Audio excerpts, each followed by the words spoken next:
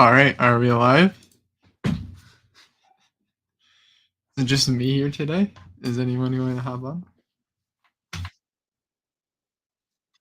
I'm not hear myself.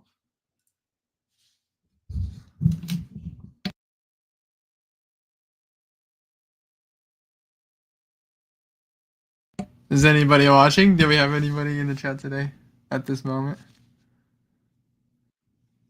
Here we go.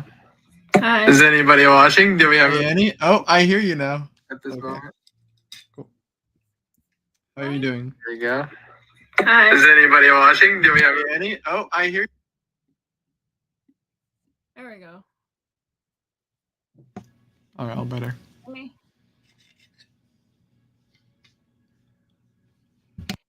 See, I thought you said it was going to be an hour delayed. Sorry. Benjamin will be here in 1 hour. Oh, gotcha. I see. Yeah, so just give me for a little bit. I'm eating some food at the moment, but all good, all good. I can keep conversation up. Okay, what are you eating? Sausage. Mm. I broiled it. Yeah, I just had some leftover pork.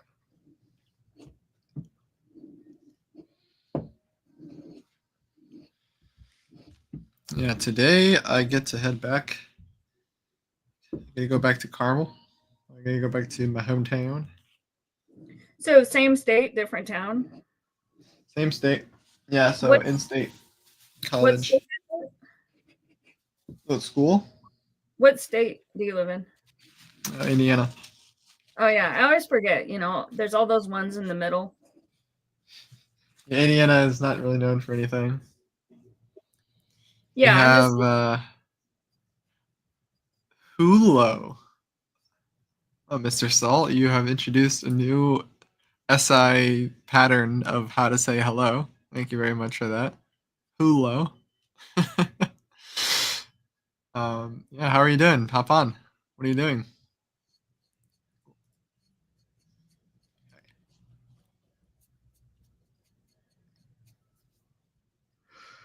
Yeah, so I gotta drive. I gotta leave right after the stream, maybe even earlier. How's the weather? Beautiful. It's great. Not too cold. It's 37. It's not that bad. Yeah. Not raining or not even cloudy. Yeah, it's 44 here. It was 41 when I was walking earlier. Yeah, grass is green. Trees still have the leaves. It snowed for the first time like a couple of days ago. Interesting. Oh, it's interesting. When's the first day of snow in a year? I remember one year it was. Sorry to interrupt, but it was 4/20. That's when it snowed in April. You remember that? Did that happen in your state as well? No, I remember one time I lived in Sedona, Arizona, and it snowed on Easter, which was so strange. Right, like in the spring. Yeah. Here it's different every year. Yeah. It's been really warm this November. Yeah, well, I have the Midwest. Do you know the patterns of the Midwest, like the joke? Well, I know there's weather. Yeah, that's good. That's good. There's snowstorms and stuff, right? The snowstorms, mainly, like, we're not dealing with earthquakes as much or tectonic plates. So that's nice. Yeah. It's mainly like tornadoes because of how the mountains are. The Rocky Mountains and the Appalachian Mountains are located. Yeah, I grew up with tornadoes in Texas. Yeah, tornadoes. Interesting. A lot of tornadoes in Texas. Yeah, that'd be one of the most tornado-y states. Yeah. Yeah, I was processing lightning like a couple days ago. Like, it's just one of those thoughts of like, so there's a bolt of light that like comes from the sky and it strikes into the, just processing the visual of it, trying to process every part about how lightning works. Yeah, like tornadoes make sense to me because like it's the Coriolis effect. like in a toilet bowl. That's what that is. Like, that makes sense to me. Like a lightning bolt shooting down from the sky. Like that's God. That's got Doesn't to be it not God. actually shoot from the sky, but from the ground Yeah, it up? shoots from the ground up. That's what's even worse. But it even looks like it's coming from the sky, but it's still. That's yeah. I'm never gonna understand lightning It's in the just next 30 electrons, seconds. man. Oh, Because my big epiphany for the week. I wonder what you guys think about this. I woke up at like 2 a.m. a couple days ago, and I was thinking, I know who Ben reminds me of. He looks like a garden gnome. What do you guys think? No, no, no. He does not wear the same hat. He No, does not wear the same hat. No, but like, A lot of other people. this is in a good way. This is not an insult. Okay, okay. Tell me how this is not an insult. Because gnomes have good beards, man. so he's got a beard and he always wears a hat, and his cheeks are jolly, that stick up above his He's beard got when the he's FB. He's got the stupid. Okay, I'm not gonna attack Benjamin. He's a great guy. You go ahead. Give him love. Give him love. Say it in a good way, please. Sorry for my demon FB. Go ahead. You are allowed. It's also Damn. his nose is friendly. Like you just reach out and just boop him on the nose. I don't want to boop him on the nose. I don't want to boop him on the nose. Okay, well, his nose is much more friendlier and softer than mine. I have like a big pointy ugly nose. You got witch's nose. Yeah, I can agree. Yeah. Yeah. So yeah, I'm just saying, like, to me, it's like because he's got the round, cheeks when he smiles that goes up above his beard, and then he has the hat on. So he reminds me of a gnome. He's always got the hat on. Yeah, and it's like the plaid coloring as well is also gnome-like in some ways. With my face blindness, you guys all look the same. Oh yeah. Yeah. What? Yeah, how do you reckon? Don't say it. Don't say it. you Don't already say know. it. You're not even know. original. You are not original, my friend. Any man, I just know things. In masculine any, I'm like, I know what's going on. Yeah. That's why if I ever get in a relationship, it's got to be like someone special in the sense that they like got some distinctions that I'll actually be able to recognize them in a crowd. Fantastic. We have Chris agreeing that Ben does look like a garden gnome. Hey, he's not here. Let's make fun of him, guys. He's not gonna watch this. Making fun. It's a good thing. Now's your time for payback, Dave. Oh, sorry. There's been a lot of tomfoolery and cheeky moves recently, and I've been more of the adult, and so now I gotta kind of switch over back to the child. If that makes sense. I gotta get my child energy out. I gotta, yeah. No, not to make it about me, but yeah, that's your epiphany for the week. You woke up at 2 a.m. and you're like, you know what? That's what this reminds me of. That's what. Yeah, any could be weird. Any could be funny. It could be. It could just. It's like it just. That's when it clicked. Yeah. Yep. I remember one thing that clicked for me once. This wasn't recently, so it's not gonna be that interesting. But I was at work and I was like sending a Snapchat to a friend while I had time, and in the Snapchat I looked at it and it said like news, and it was the first time like I processed that news wasn't like the newspaper, like the newspaper where you read the newspaper. That it could be news, like plural version of new. Right. And it was like I was sending it to a friend that is in OP, and I was thinking about OE, and I was just like, oh, it's I like the news, Mm-hmm. and I'm like, wait, my SI just finally parsed it out and interpreted it in two ways, and now it has more meaning to me. Yeah, I love word meanings. Yeah. And like the origins of different words and phrases is very interesting. Yeah. I hate it. I get stuck. I hate it because I get stuck on it.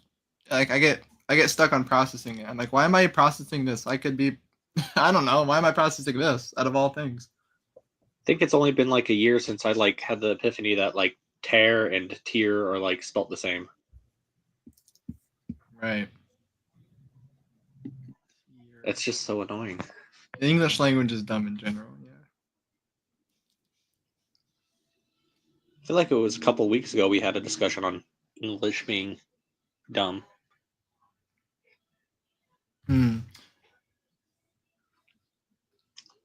It's Oh, like you it know what I forgot to do? I forgot to go over my dreams and try to see if there's anything shareable in the past week. I had a dream about Dr. K, the healthy gamer. Yeah, He was that an guy. I know asshole. that guy. He was What? such a jerk. It was so funny. Yeah.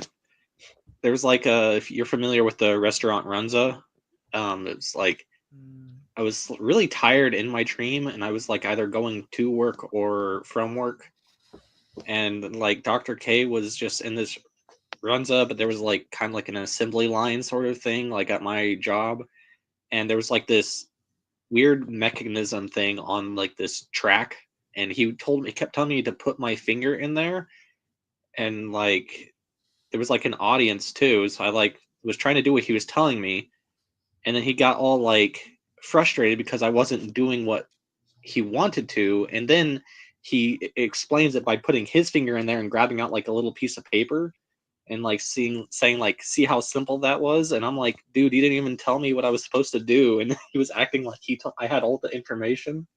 And then after that there was like some guy from India that was like sitting on the back of his car, and he was talking about his passion of wanting to become a boxer, and I was like trying to help him brainstorm of like all the different supplies he would need to like start training. And then like Dr. K came over, and yeah. he's like, hey, Dr. K, do you think I have what it takes? Like, can I follow his passion? He's like, no, that's stupid. Why are you even doing that? Get out of here. And I like, oh, he was so devastated, and I like gave him a hug, and he was like, it was so goofy, but it was great. Dr. K dream. So what was one of your dreams that you can share? I am looking. I don't have anything that's super shareable. Are the ones not Uh, shareable involving Shrek? no, it's just like there's just no reason like to talk about it. It's just like here's this one specific detail about my life. It'd be like, cool. I'm trying to like I mean, find a connection. I'm down for it. Oh, this one is so weird. I can like this one's actually kind of personal. It's so weird.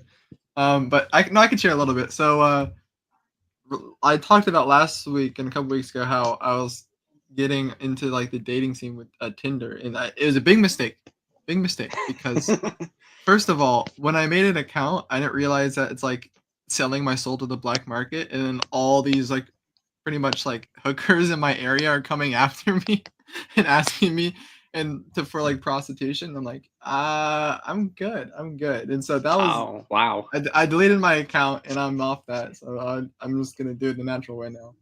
But it's just so weird how like fast it was all of a sudden. Like, okay, I don't. And so it's like I had a dream about. I don't even want to say this makes no sense. All right, I can't. I can't say it. Okay, cannot say it. Do you need a push? No, there's Ti's said no, and it's staying that way. I don't need to. I had one last night I can share, but I don't know. It's like to me, it's not that interesting because I have so many that they all start to seem uninteresting after a while. But it was Right. a guilt dream. When I was young, one of my first cars was a Toyota T100, like a truck, you know. When Yeah. I graduated high school, that's a car I had in college, and I was driving it in my town. I haven't had this car for like 40 years, but I was driving it downtown in my town, and I came to an intersection, and there were these babies in diapers go crawling across the crosswalk, and they had an attendant with them. You know how sometimes daycare people take their kids out for some fresh air, you know? Kind of. Little like little babies. Well, Little, not little babies, but like they would do, you know, 5, 6 year olds, and like they would walk them, and they would make them all hold hands for safety, but just like take them on a walk. So it was something like that, except these were babies, and they weren't like connected by like a leash or any kind of safety measure. leash. Something. Sometimes they tether kids together because you have to be Like very. they're not in a stroller.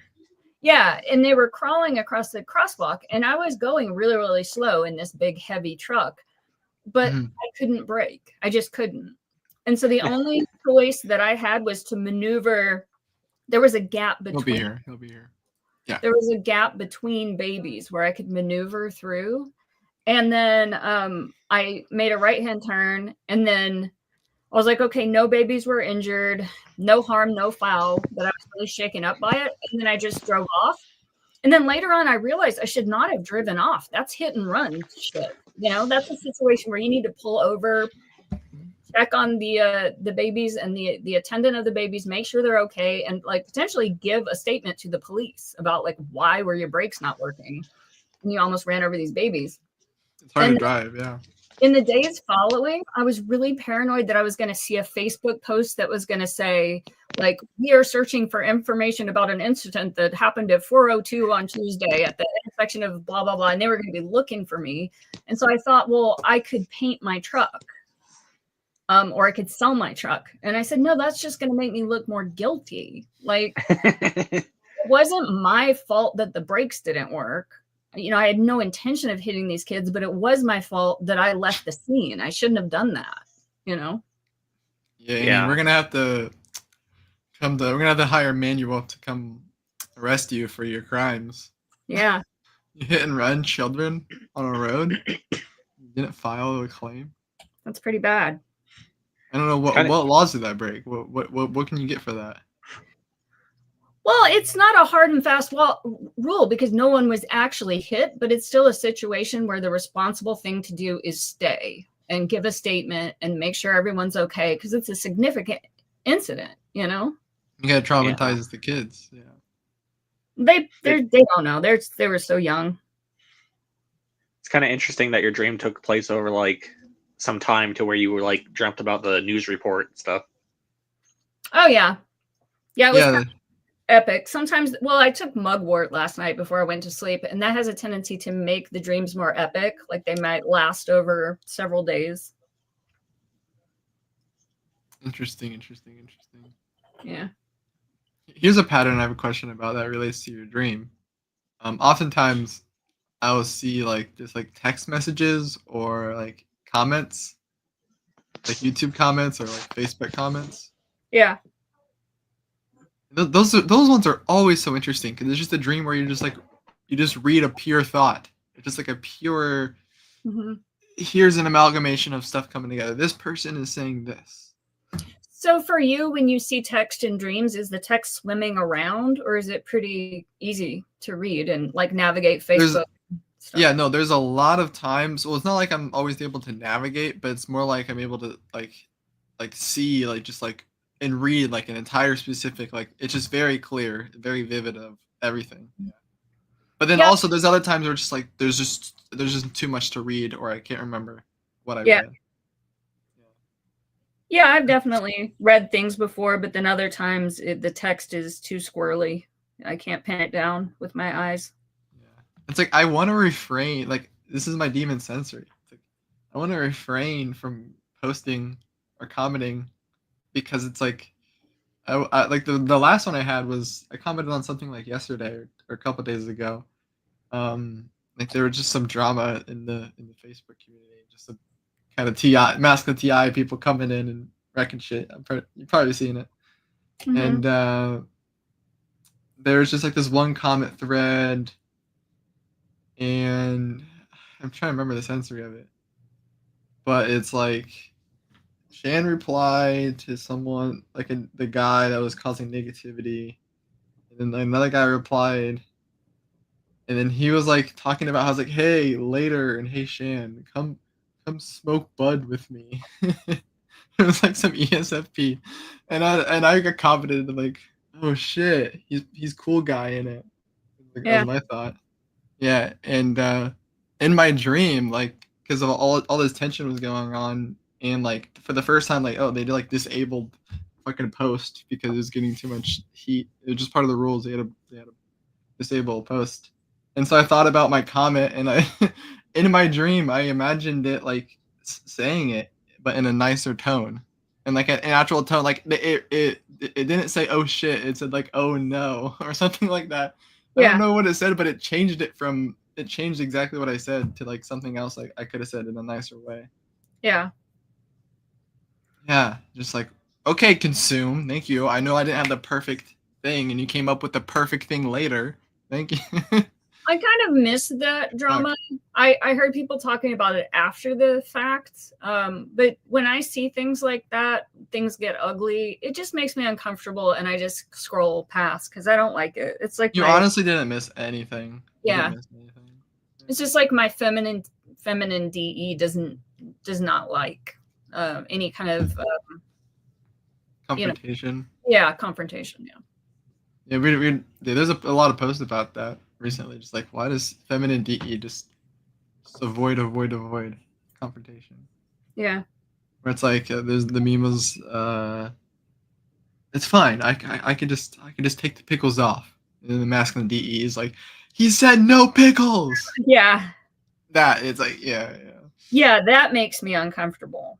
When people are, if someone was like that to a waiter or something. Worked as a waiter. Yeah, that shit makes me not. It makes me hate you real fast. I won't show it at all. You won't never know. But it's just like, can you not? I know it's my job. Can you not?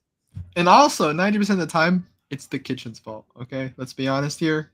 I put no pickles down, and they put pickles on it, and I like. Yeah. And then the runners, they didn't look or whatever. But, yeah.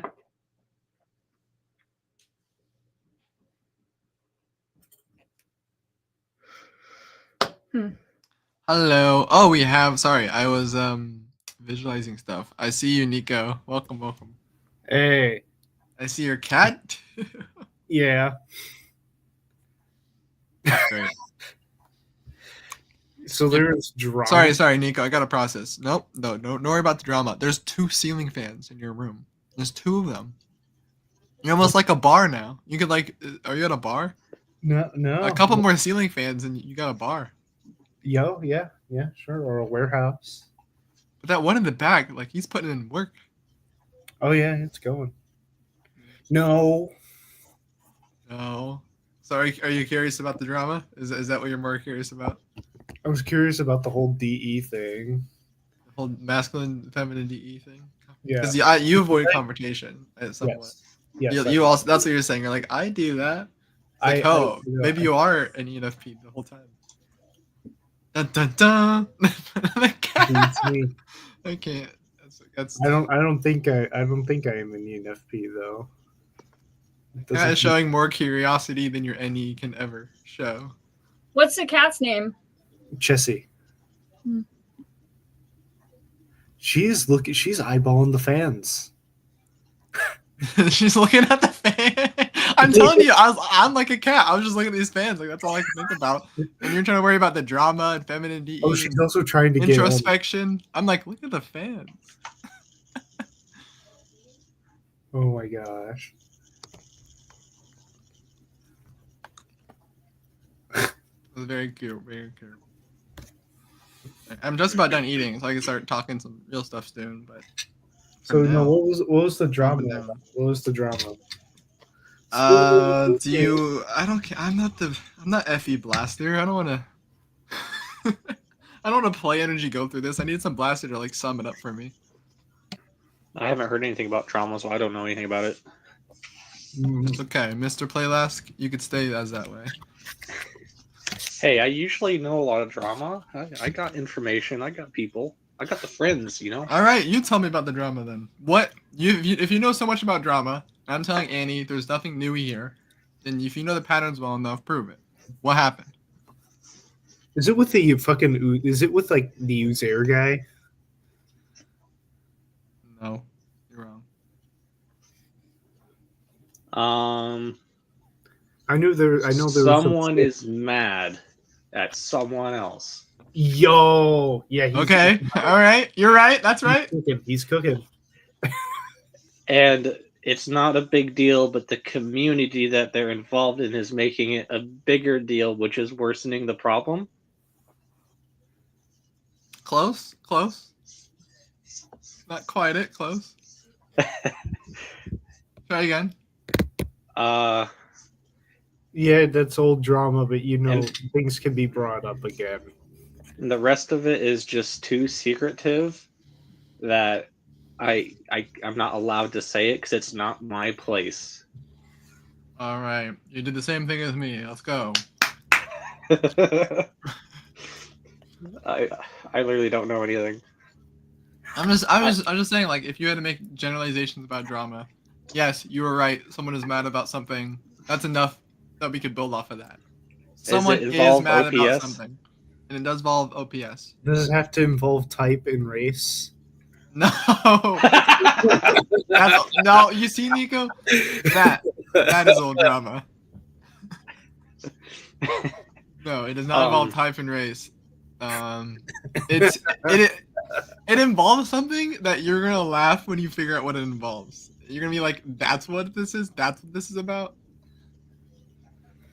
I swear. And it got Shan to respond. Well, the thing is, okay. Here's the problem. There's been more than one guy. There's like two guys. There's like two masculine TIs. One of them in specific. There's something really, a really funny thing, and then the other guy is just a guy that you could build no bridges to. He just like completely came in. Like he doesn't. He didn't have. It just seemed like a guy outside of OPS coming into OPS and just trying to like attack it, or saying it's hurtful and shit without knowing anything. And they're just trying to explain like, yeah, but like we tell a lot of people in our lives about OPS and they find it helpful, and we try to help people. And stop eating my dream catcher. all right, I guess I am explaining it. My bad. I guess I know too much to refrain from trying to talk about it. It just doesn't seem that interesting anymore. It's just like my reaction to the situation was, is this happening again? Is this real? Like, is this person it feels like the person is going so all in on like whatever their thing is to go all in on. I'm like, they just can't be serious. It has to be a joke. And that's how I guess that's how I see like, is that NF play? Is this what NF play is? Where it's like there's some drama, but like it's such a joke at the end of the day. Silly. Yeah, or it's like ironic. It's like, yeah, it's so we have the TI reasons all like optimized to process it really, really quickly. The process the FE really quickly. That's what our FE is doing. And just like so quickly, it's just like a wave of it. That's why I pause. It's because it's just like a wave of it, of like me processing the thoughts. So like all these thoughts come together and like it makes me feel pain. Careful, you're gonna be typed as NI with that whole analogy, bro. I don't want to be typed NI. Those guys are little dude. Dude, yeah, kind of lol. No. But yeah, it's funny to talk about how delusional masculine NI is. And I can't. I'm not gonna like at it, and I can get through this. Where were we? Sorry. Someone is saying stuff's harmful when they don't know what they're talking about. No, I don't know what the question is. What's the question? What are we driving towards? What is the drama? What is the drama? The drama is a misunderstanding. Yeah. With the individual that doesn't know what they're talking about? Yeah, and so when someone doesn't know what they're talking about, it's very stressful, and there's not like a perspective that I could find in myself. It's really hard to find a perspective in myself that can back up what that person is saying, other than that of like love and empathy and support and like, you know, feeling sensitive to their situation, because it's just a misunderstanding. But it's like they cross a line at a certain point of repeated offenses over like a long period of time, where it's like, all right, I can't just solely have this perspective of love for you, so I'm gonna have to like kind of masculine TE come in and kick your ass. And that's exactly what I was like appreciating reading in the comments, all these masculine DE people, you know, doing the thing. Like, no, I'm more feminine DE. I would do what Anna's talking about. Or like, no, I'll just avoid. I don't want to. I made like I commented like 2 times in total. I'm like, but I try to comment at least 20 times, but I erased like 18 of them. But like, I don't. There's no. It's pointless. There is no point to engage the tribe. I will forget about it. It will wash over me. It will just make it harder for me. There's no point. But yeah, the masculine DE is seen a different way. Wait, you just sit there, watch the drama, and just laugh. Yeah. That's exactly what happens. I've just been looking at it from the outside, for years. That's the best way to do it. You just watch it and just giggle.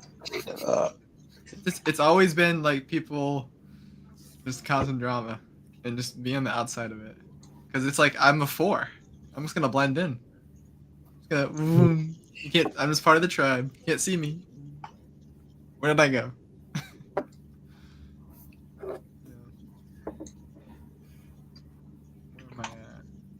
Yeah, it definitely feels pretty scary for me as well to get involved in some of that stuff. Yeah, it's a dark closet. It's one of the things. It's like, Shan really isn't in the community. She wasn't really in the community for a long time, but like about 6 months ago, I don't remember when she started, but she admitted like a couple days. She's like, yeah, like I never really wanted to approach the community and be in the Facebook page and shit like this because of this sort of drama. It's been like a kind of a black closet or a dark closet that I didn't want to go into. And like, I see that for not just her, but so many deciders. They're like, yeah, I just can't do social media. Just can't do it. It's too stressful, too anxiety related. And it's like, it's like actually experiencing and feeling the tribe and seeing the tribe like that. It's just like, our brains can't process it. It can't do it. It's just so silly, because the second you get on social media, there's no accountability anymore. Yeah, right. Which I think is seriously what's going on with these people, because like probably not even a fifth of those people, you put them in a room and they wouldn't do shit. Yes, they act so nice. They would act so nice. That's how I imagine it too. It's like I'm acting like I'm in a room with you guys, and anything I'd say to you is something I would say to you. It's like as if I could like reach out and squeeze your cheeks because I love you so much. Like I'm okay with that. That's what's good about the cat. But it's like I see the thing. It's like, what planet is this person on? They're like, haha, you guys are stuck on Earth with your Earthling problems. I'm on, planet XYZ. You guys just need This is what the drama was about. It was about the hint button on the weekly typings. He says, if you get rid of the hint button, all of the endless toxicity in the community will cease to exist. What is this observer? Big brain, man. What? I was an observer. How? What is the connection? Like, connect the dots for me. I'll connect the dots for you. I'll connect the dots in my way. I can interpret. My first interpretation of it was, I have this as well as a demon FV thing. We just want to snap our fingers and fix the FV. All right, we just want to snap our fingers and fix the FV. Like, and we're just like, this thing. If we do this, guys, and we just listen to me, we just listen to my plan, what I want to do, then all the toxicity, all your pain, everything in your life will be better because of me. If you listen to me, that's where it comes from. If everybody just does things my way, I swear everybody will be. I swear. I still don't understand how does eliminating the hint reduce toxicity? It doesn't make any sense. Okay. It does not make a lot of sense. I can agree on that. All right, I'm gonna try to play devil's advocate and make it make a little sense here. All right, so maybe he argues that people in the community, if they didn't have a hint button, then our weekly typing results will be less skewed, right? But unfortunately, not everyone is a TI person, right? People like to talk about the hint. It gives a nice discussion, a weekly discussion for people to talk about the hint. And the hint is usually a freebie. It's usually an easy coin you can see almost every single time, right? So that kind of goes against the theory now. My bad. Sorry. It goes against the theory of why it makes sense to remove the coin. But he's just talking about it like in a way, he's coming out with his own TI of it. Like he's saying, like, I know the system. All these celebrities are typed wrong. He's like, here's 13 celebrities, and here's a video of me proving why they're wrong. He's got no one back. He's got nobody backing him up, and that's unfortunate. because I'm like, there's just nobody backing me up here. You know, OP has like a system with people backing them up. You know, it's kind of hard to break through that compared to someone just. I mean, it's so fine. Just make your own system. But he's trying to change their system. But it's like, no, we're following them for their system. It's okay if they give us hints. It's okay if they do whatever they want to do. It's like we're following them for their system. Brian, if you want to make the Brian system, that's great. Calling him out. But I'm Damn. gonna process my FE on him. Looked sauced. Oh no. Oh, shut up. It's okay. It is all right. He does not know who I am, so we're chilling.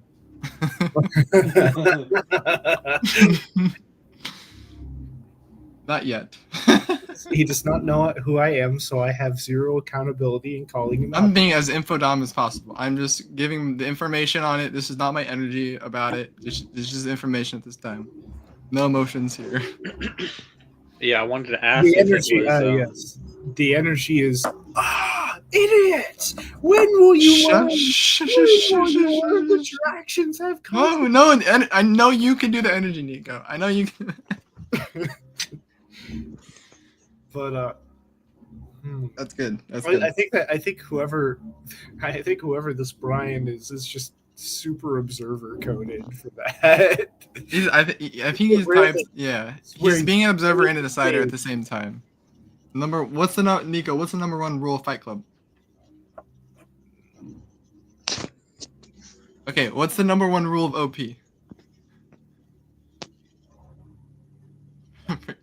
No, it's don't talk to someone when they're being an observer and a decider at the same time. That's the number one rule. Oh! That's not the number one rule of Fight Club. Come on now. All right, maybe Benjamin knows. Welcome, Benjamin. How are you doing? Hello, buddy. How you guys doing? Good. We Are got a you question doing? for you. We're doing good. We talked a little bit about our dreams. We made fun of you. No, we spoke good. positivity about you. Great. When you're not here, we spoke very good things about you. We thought you looked like a gnome. Oh, what? A gnome? I look like a gnome? That's okay. Gnomes are cute. So that's what I was saying. Like, in the very best way. I woke up at like 2 a.m. a couple of days ago, and I thought, oh, Ben reminds me of a gnome. Yeah. I'm like, I thought that too. I was like, I look like a gnome. Yeah. yeah, it's the hat, the beard, jolly cheeks when you There you smile. Your nose is very cute. There you go. She wants to pick your nose. Yeah, but cute nose.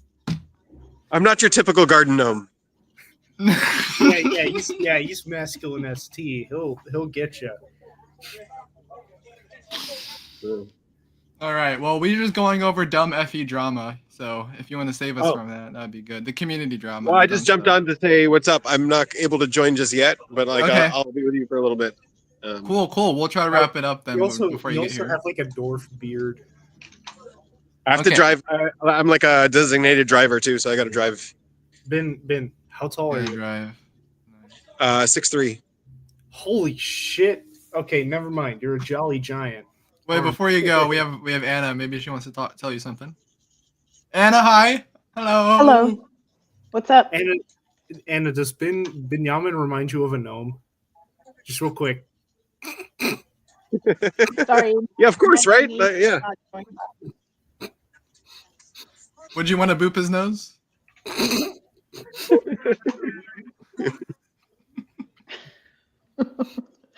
Okay, how did we get on that topic, huh? No reason at all. Anyways, how are you doing? What's the update? Any updates? Yes, kid. Oh, how's the masculine TE feeling? Is it feeling worked out? Worked Have you out. been have you been kicking the tribe's ass recently? I don't think so. Haven't? Okay, just the normal amount. Just the normal amount. I mean, it's single activated. It's not going crazy. All right, that's understandable. That's understandable. Yeah, I'm I pretty know. good about that. My masculine NE goes crazy, and I was like, "Do you have something like that?" You're like, "No, it's just chill." I'm like, "Damn." That's Well, chill." aren't you double activated? Yeah, on a That'll do masculine it. function. Yeah. Yeah. That's rough. Yeah. But Yeah. it's a fake function. It's a fake function. I was just wondering because I was trying to wrap up the. Oh wow, we got friends. Got a bunch of people. I don't know any Hebrew. Can you teach? What are some Hebrew I could tell them? Hola, ¿cómo Sorry, estás? que la Yeah, ¿cómo está? Soy bien. No, I'm just trying to wrap up with Nico. 'Cause, demographic. Wrong demographic, Dave. yeah, but wrong demographic. Oh, I know. I know the right demographic. I was just trying to make an effort. Okay. Anyways, you've been partaking. I'll say we need a blaster here, and you're here. So explain to us a little bit to Nico and Dragon's Neck, because they're not in the Facebook groups. They don't know what's going on, but they're curious. Let them know. Let them know. Oh, Yeah. about Oh. that. I told them all about the button. I got to the button, and then kind of Benjamin hopped on. And then we're like, oh, Benjamin's nose is a button. Let's click that one instead. Yes. Jesus, that NE went somewhere else. Sorry, my NE is double activated and it's masking. Yeah. Benjamin, he does have like. We just established that. And Nico is like, yeah, sure. NE, I'll enable that. Like, I can go with it. Wait, Dave, how tall are you? How tall am I? Yeah, I'm yeah. 6 foot. 6 foot? Okay. So we're the same height. So we're both able to boop him with relative ease. So I think you know what should be done. Here's the way. We should fly down to Israel purely for the sole purpose of giving this guy a boop. And I have a gift I want to give him too. I have a very specific gift I want to give him. We have to steal it though. I need your help stealing it. Oh! I could bring some edibles. What? Oh, Lord. That does not help at all. That won't help. That will not help. No. Well, no. That is a very subjective present. For Ben. No. I'm okay. 5'8". I'm pretty tall. You are pretty tall. 5'8's pretty tall. You can boop him too. I Okay, can. I think how everybody. how tall is Ben? Benjamin's pretty tall. Benjamin's realizing that like when you walk around in a group of people, you realize how tall you are. Oh, how tall is he? What's 6'3". the info? Oh, okay. 6'3". Wow. Yeah, he's Dave Powers tall. He's also 6'3". Dave Powers is 6'3". Oh shit. Yeah. No, they're tall. They're tall people. Have you seen pictures of them outside of the head? He's Dave Powers has just such a tall head. He's got a Goobasor head. Yeah. Yeah, my husband does too. He's like, whoop. I mean, it's like they got typical bodies for their type. Like I have a typical body for my type. Most of my type twins are tall. Dude, yeah, you kind of have like, but also you have like the rainbow face. I have the rainbow face. You know who Rainbow is? Are you laughing? The GeoGuessr. You know the top GeoGuessr guy in the world? Like he just show him a picture of like some random like blue tint and he knows where it is on the world. Yeah. Okay. Oh yeah, that must be. You have the rainbow face. My dad looks like Einstein, and I kind of. Let me pull a picture of him. Maybe that'll help. Rainbow. I couldn't believe. Hey, he's a good-looking dude, all things considered. When Dave and Shang were talking about SI. Hey, look at that. I mean, are we not the same? Here, let me turn on my camera. Let's get a better analysis. He looks sleepier than you do, though. Oh yeah, way sleepier. Yeah, way sleepier than me. Hello. He looks like he's not gonna do what you're doing. He looks like he has the visual eyes too. Like he's got the I don't know. My eyebrows are more like upward slanting, and his are more downward slanting. If that makes any sense. Yeah. I think that's all. He is pretty sleepy. He's pretty sleepy. But I don't think he's a visual. He doesn't look like he's gonna bite me or something. All right, I just want to see one of his guesses here. Every single day I play a session of GeoGuessr until I get a score below 20,000. Luckily, I'm starting off really strong. We're not starting off that strong, actually, at all. It's just like, how does he know where this is? What lake do I want to go? Why is he not in Austria already? Huh? Dude's actually following the subconscious guess. I swear. Like this pop down here. Like, no, you know how powerful the subconscious guess is, Dave. Oh my gosh! So I'll get I take aptitude tests and whatnot just for like the hell of it, and like I'll have a guess on one thing, like subconscious guess, but then I'll like think about it and then choose another answer, only to find that the first answer, the subconscious answer, was the right answer. Sometimes. I get. No. This is every time. So much. It's so prevalent. It's so prevalent. Well, I don't know. I've definitely explain it more. I've definitely had subconscious guesses that took me down the wrong path, and I'm like, shit, I should have Yeah. paid more attention to the SI. It's like the NE knows before I do. And then whenever I TI think it through, it turns out to be just it fucks my original answer. So I think what's happened with Rainbow is he's like mastered the subconscious guess. Right. He's got his visuals down. So basically when he goes in there, he's got like an AI sort of level of like programming where it's like every single detail that goes in there goes and it tells him information about where it's not in the world. And Right, it just tells like him where this it's not, tree, where it's not, where it's not, where this it's not. tree And it only just like grows along the equator. This kind of geography. there's so much sensory. Yeah. There's like actually so much sensory where it's like, oh, it's just a knowledge. It's not like what he's doing is that it is really impressive. It's just like an autistic amount of level like NTP kind of. Yeah, business, it is some NTP type of where you sleep process all of the ST. You just it takes forever, but he has sleep processed like every square and like he knows where your house. He knows where your house is. To be honest, he has sleep processed where the street you live on. I triangulated the area. I couldn't triangulate their house exactly, but I triangulated the area of where Shave is, but I'm not disclosing that info. Yeah, That's please a little don't. creepy. Please do not. No, they've had problems with that in the past. Wait, really? That's Oh no. Well, yeah. Don't be creeping, okay? I wanted to see if I could based off of the basic fix. Do not be stream sniping. No stream snipers. Nico, stream sniping is unethical. Mm-hmm. I'm sorry. I had to take a course in ethics. This was before my course in ethics. Thank you very much for Okay. So, Dave, what did you explain explosives about in residential the Facebook environment? drama? I explained. I got to well, a lot of it's my own FE ranting, my own emotional processing, and I don't really feel comfortable trying to analyze that right now because I don't know how to. But yeah, information wise, we can vibe together later. I talked about how I got there in the first place. I was talking about a dream where I was dreaming about a comment I made and how like in the dream it changed what I said in the comment because I was tribe scared that what I said was like too mean. Oh dear God! Because I said shit in it, you know. I said shit, and DE man, what? And like my feminine FE is like I could have said it nicer. I could have said something else, and like I'm just like such an attention grabbing idiot where I'm like my mind's constantly looking for my consume is trying to like make it perfect, right? And so in my unconscious, it's like here, look at this. And so I just read that in my dream, and I talked about that. And then Nico's like, "There's drama," and Dragon's Next like, "There's drama." I'm like, "Oh, okay. Now I got to get into this." But Okay, it's like, well, I need to conclude on it now. I need. The first thing I said was like, "I need a blast there." I don't want to talk about this. So please take the wheel talk from about me. it.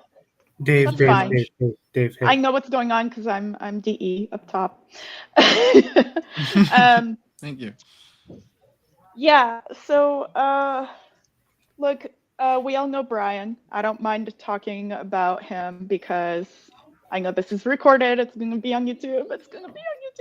I've already said Brian. I've already personally called him. Brian Johnson, the human vampire. That looks like Rainbow. I know. All right, let's not get off topic. I have no idea who it is. Anyway, oh, this guy is. Brian is TISI. And already cursed. Oh, hey, be nice, okay? Look, I can trying to double decide here, okay? Like, even I'm working on it. I'm an actual decider, okay? This is something I'm working on. Yes. I mentioned my perspective on the situation very quickly because I'm DI. I know it, and I could say, and I want to say it again, but it is what you're kind of mentioning, where it's like, it's just when people are saying something, it doesn't make any sense to me. It's just super stressful, right? I'm sorry. But the thing is, it's like there's nothing I can logically think of that backs them up. Like I can't think of any TI to like back him up. So I'm like, Well- I could just come to the situation trying to like give love to the guy and give empathy, like knowing that he's going through something hard, Yeah. and like I don't know about it. And you know what? Yeah. Like you'd Is think that that is that like because I'm DE, I'm comfortable. Like he's giving me his TI, and I'm like, well, that doesn't make sense, but it's in the spectrum of TE, so it's fine. Like that's your perspective. Good for you. Oh, Meanwhile, right. But meanwhile, you are like, well, he's logically wrong. So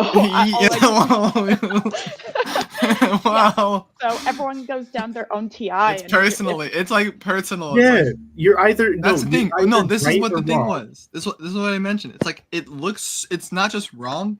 It's so wrong in the right way that it doesn't look real. It's like it doesn't look serious. It's like this is a joke. It look NF play. I'm It like, has to be. It's a joke. There has to be. You're not just doing this. You're not just acting. Okay. You're just acting it out. So It's like you're, with TI, you're either right or wrong. This Yes, or that. there's no in between. No, Yeah. there's no in in between. between. Only And in so between- Nico, Brian, it was like a demon state. It was NEFE demon play, right? So imagine, he was basically not happy with how the value systems are in the group, right? Of like the fact, what did he start with? The hint. The hint button. Yeah, the hint button on the objective personality website where you get to see your hint, or for the typing. Yeah, it's not working right now, which is hilarious. Oh wow, that's pretty It's just coincidental. it's so funny. It was just so funny. But anyway, he was Yeah. concerned that like this is, ruining our pursuit of objectivity or something like that. Oh, come on, Dave. No, they don't have their website. This button doesn't work either. So that was one. Listen, that was one of. Oh his no! faults. Oh, there's so many more videos. No, listen, no. We're staying on topic. Stay in the OI, okay? We're talking about the Nico. we got to talk about the decider drama, okay? So that was one thing he complained about, and then he went on to so he basically went and gave us an Excel sheet of all of the typings he thought were incorrect according to Dave and Shan, without any proof, any sensory, okay?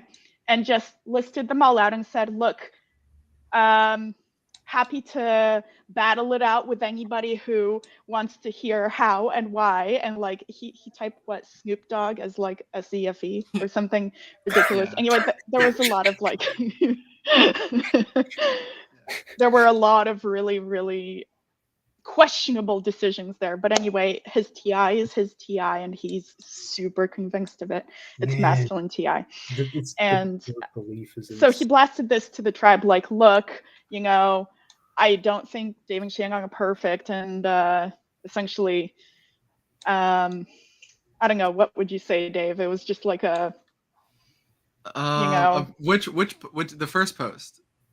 well, about his typings, right, and what was the essence of that message? I can't even blast it. It was like, I think the thing that like I took from it is just like, sorry, I'm opening up Facebook and the first thing I see is a post. And it has like it's a screenshot, and it has your name in it. Somebody else. Yes. Yeah, that's funny. And it's literally about it's of that post. Yeah. Interesting. It is definitely still prevalent. People are still trying to process it. So like, I was like trying to I feel like I'm late to the processing. Like I shouldn't be processing this still. Like no, it's all right. Other people still processing this. Yeah. What would I say about it? Just like there's no. I mean, there was like a little preparation we could do. Like we could obviously like we kind of can see this coming, but it's like, I don't know, like give us a blaster, like heads up, like give us a like, hey guys, I'm thinking about this. Like I'm gonna do some work. It's just like, and here's my TI results. Here's my TI. There's no humility there. Yeah. Yeah. There's no. And that's what a lot of us were trying to say. Like there are a lot of people in the community who are challenging Dave and Xiang's all the time. Yeah, team up with time. those. Like the thing is, right. I don't challenge them really all that often. I feel like when the weekly typings come out and I kind of skim over the video, I'm like, you know what? They're probably choosing someone they can type easily. But it's like, I'm just never really like hard disagreeing on something ever. It's just like I'm following them Well- for their system. You know, I'm not trying to make my own system out of it. To be fair. Okay, so I think Brian feels that, look, these are two TEs who are, too loosey goosey on their system like that they started, and thank you. So he kind of like Right. applauds them for starting it, but then is like, you're not taking it as far as it should, or something like that. Like it could be more streamlined or more accurate or more in the pursuit Right. of truth, quote unquote, right? Right. Because TE feels a little bit maybe messy to the TIs. And so he's just like, this is a mess, you Yeah. guys. Let's rise up and FE fix it together, because this is wrong. Except he just does that with logic. He doesn't actually pull the tribe's emotions. No, there's Right? nothing. Because like particularly, I'm seeing this now. Like with your TE, you're remember your masculine TE seeing his masculine TI. I believe he has masculine TI. yeah. And it's just like imagining that kind of like, yeah, like this is the idea. But it's like in reality, it's like you're just kind of pissing us off. It's just kind of Yeah. annoying. Yeah. Like stop. Even, like even I was like, it's don't like, you see Brian, the FE that's going on around you? Yeah, it's like, Brian, this is not you're not the first person that's come in here and done this before. Go team up with the other guys. You know, there's probably at least 100 of them that have done something similar. And at least 100. And when it got, it was all fine and good with me because, logic and TE, and it's not personal. And then he went and started like calling Shang sweetie. Oh yeah, that was harsh. That was like, whoa, Yeah. okay. Now Right. it's decided drama. Now we And got decided then- drama here. And No. then I had to jump in. That's be what like, I was saying. That's what I "What was saying. the Yeah. fuck do you think you're doing? This is Right, absolutely right. inappropriate. You cannot.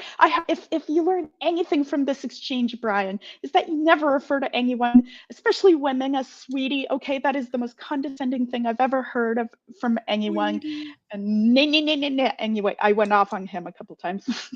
That's why when you first joined, I was like, hey, you feeling your masculine TE worked out? Because I was you gotta get into your FI, you just didn't remember it. But like, yeah, that's it. I was like, you gotta go off on somebody every now and then. But yeah, it was really rude. You were not the only person. You were not the only person that called. See, Anna's got the thumbs up now. What is that about? What?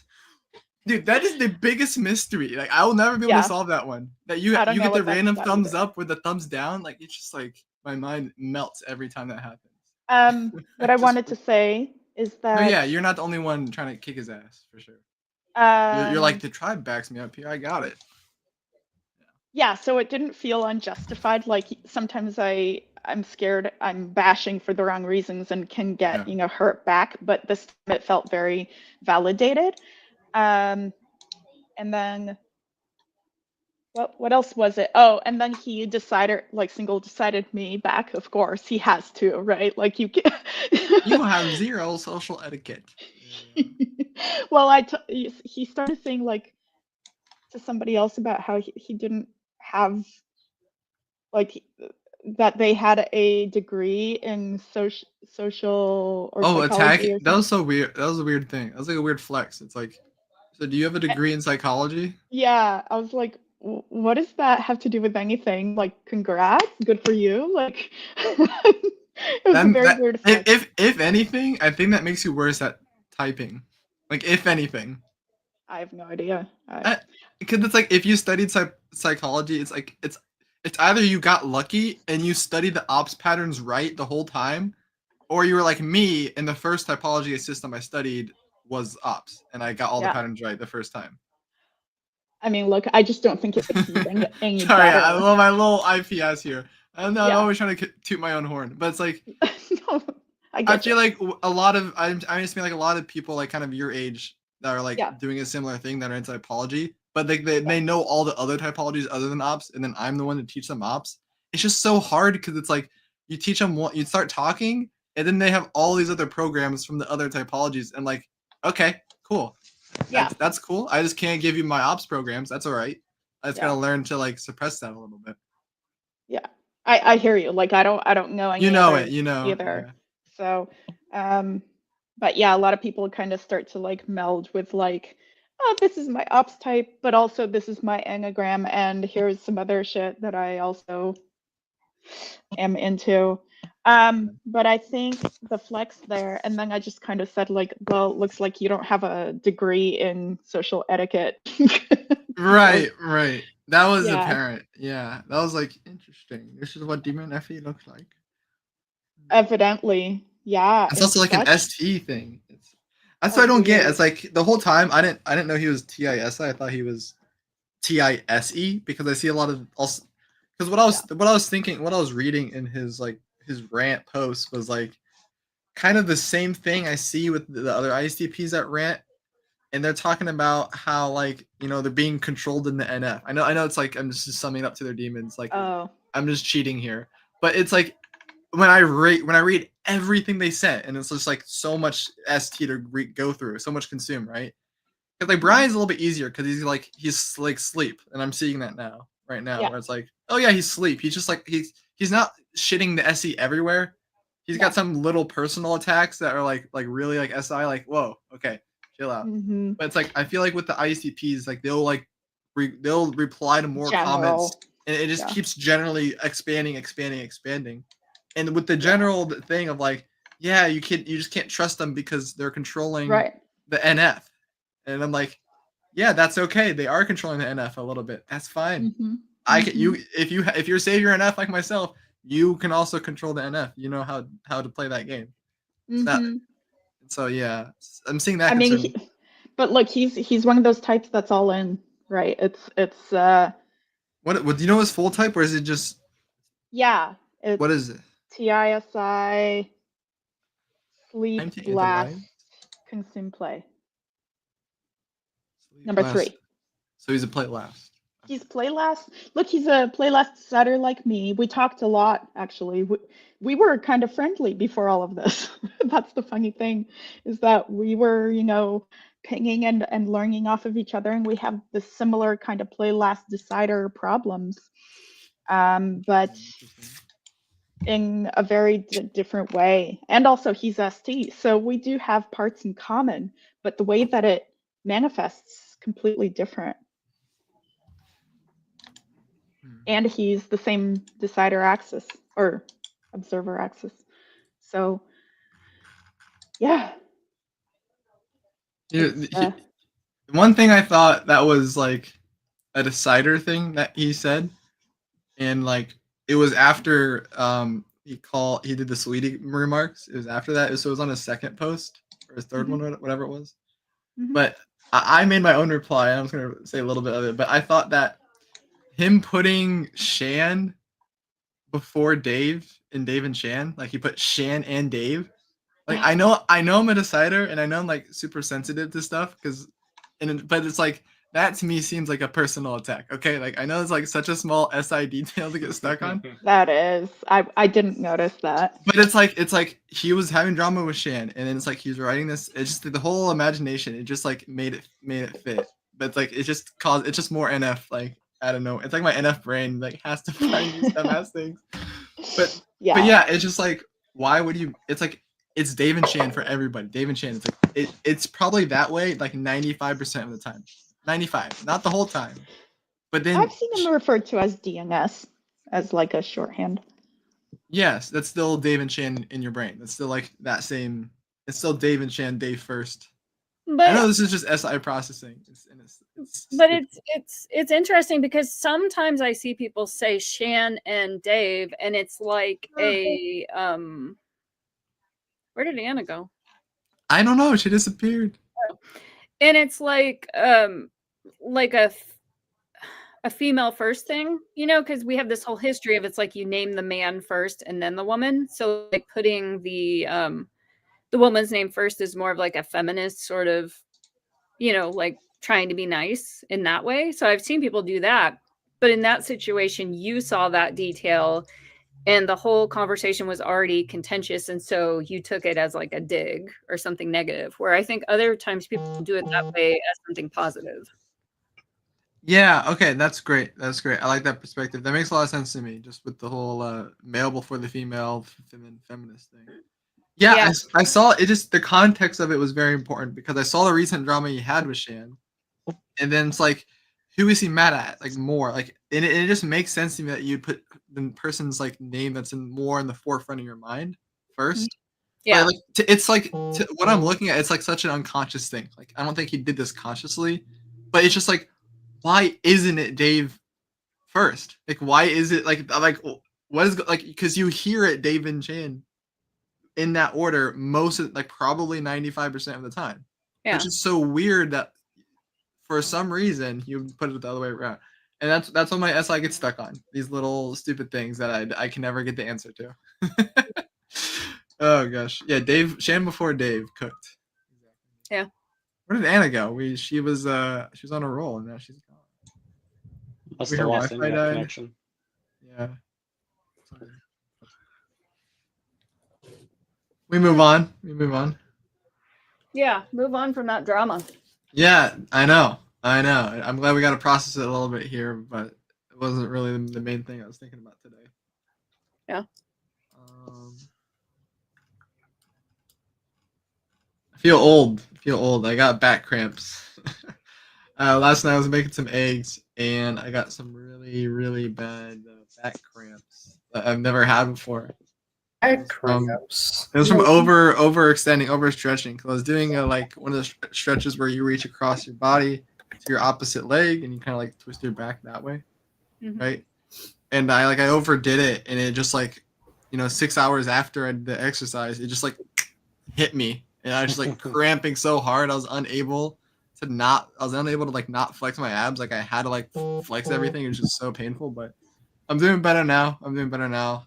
I've done the necessary SI treatment cure plan.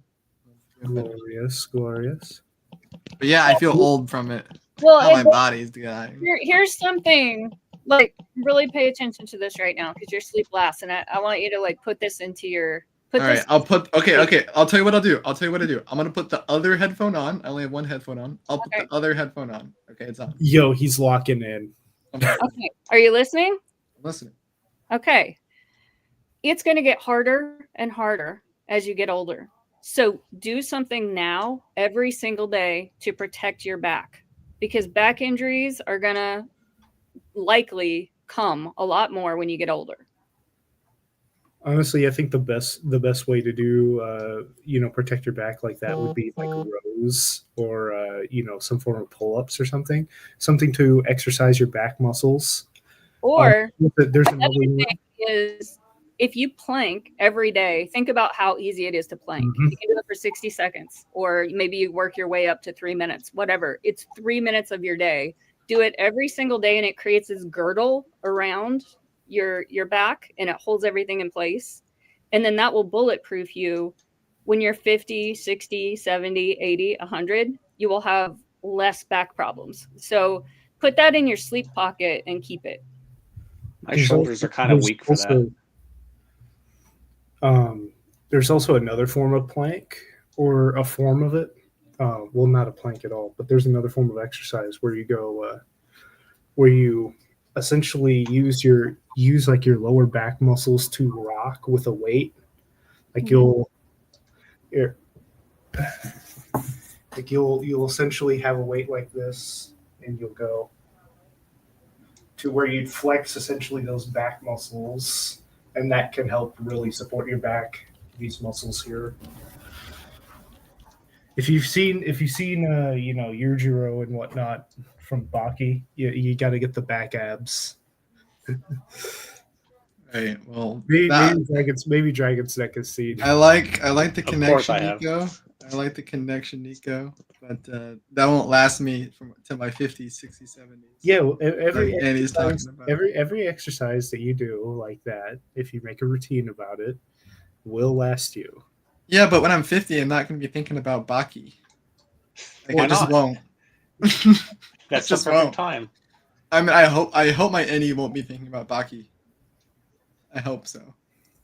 I hope I don't need it to help me like do planks every day. Oh, you'll be thinking about it to help deal with your son. You know No, what's no. The thing is, my daughter, she will be a massage therapist. Right. Oh, But she you will know what? masturbate. You She know what, will- Dave? If you don't do your exercises every day, your massage therapist daughter is going to be so sick of your shit because she's going to be like, "You're telling me to give you all these massages to fix you, but you're not doing the preventative maintenance to keep yourself in shape." No, I'll listen to anything that she has to say. I know Okay. you're a massage therapist, but you're not my daughter. But No. anything you'd say, I'm sure she'd say the same. Yeah, I'm not your daughter, and I'm also not your mom. I'm sorry for getting up on my mom pedestal and bossing you around a little bit. Yeah, no, you're good. I love it. I love it. But you're also, Annie, you're also not my sister. Hello, No. Sadat. Hey. Oh, Hi. oh how my you gosh, doing? the other energy dom. How are you doing, Sadat? I'm doing well. How are you? Good, good, good, good. We talked about some tribe drama here. Were you aware of that? What happened? Nothing. No, Oh. tell me now. You have to tell me. No, it really is nothing. It's really nothing. But basically, TI guy, TI INTP guy, angry INTP. He's angry. He called Shan sweetie. Yeah, not gonna cross that line. Don't do that. Masculine TEs come Sweetie? up, attack him. I'll Yeah. be that therapy. Yeah. Bad Okay, at type. sweetie. He makes his own typing remarks. He says they typed Snoop Dogg wrong. He's actually SCFE. Sorry, guys. Mm. And yeah, continual patterns. And I think like it is okay to disagree with certain typing because I remember when Ed Sheeran got typed blast play, I was like, how is this guy blast play? He's like mumbling so much, blah blah blah. So I think it's okay to disagree with the typing, but no, it's his classic IP. He's got no one backing him up. There's hundreds of people that come in and challenge Dave and Shan's typing, and he's not aware of any of them. He's just like, it's just such a classic case where it's like, are you like this has to be a joke. That's how my NF play sees the tribe. Like what you're saying to me, this has to be a joke. You're not saying anything serious. Yeah. So the problem is that he called her sweetie, or no, that was one of the many incidents that okay. definitely was like, okay, like you're being, Anna was friends with him, kind of a bit, but then like, now you're crossing a line. You can't say that. It's like super condescending. You can't. Oh, yeah. Yeah, just no aware for social etiquette. Just like, come on, it's just a demon FE. It's a demon FE swing. How do you explain that? How do you explain that to a masculine FI person? How do you explain that? Oh, but when you asked that question, I thought you were talking about your. I was. I'm just Okay. any. I'm just like, I got that answer. Now I'm any. It's a different context now. Okay. Did you like? Could you explain him to Demon FE? Other way, how do you explain demon FE To a therapist? to masculine FI? That's a therapist. Yeah, that's the original question where it's like my FE is all over the place. I see things in like just how I work. Like with my therapist, we talked a lot about like suicidal thoughts. We're like, oh, I have suicidal thoughts all the time, but I love them. I'm not bothered by them. I'm not scared of them. No, they're all right.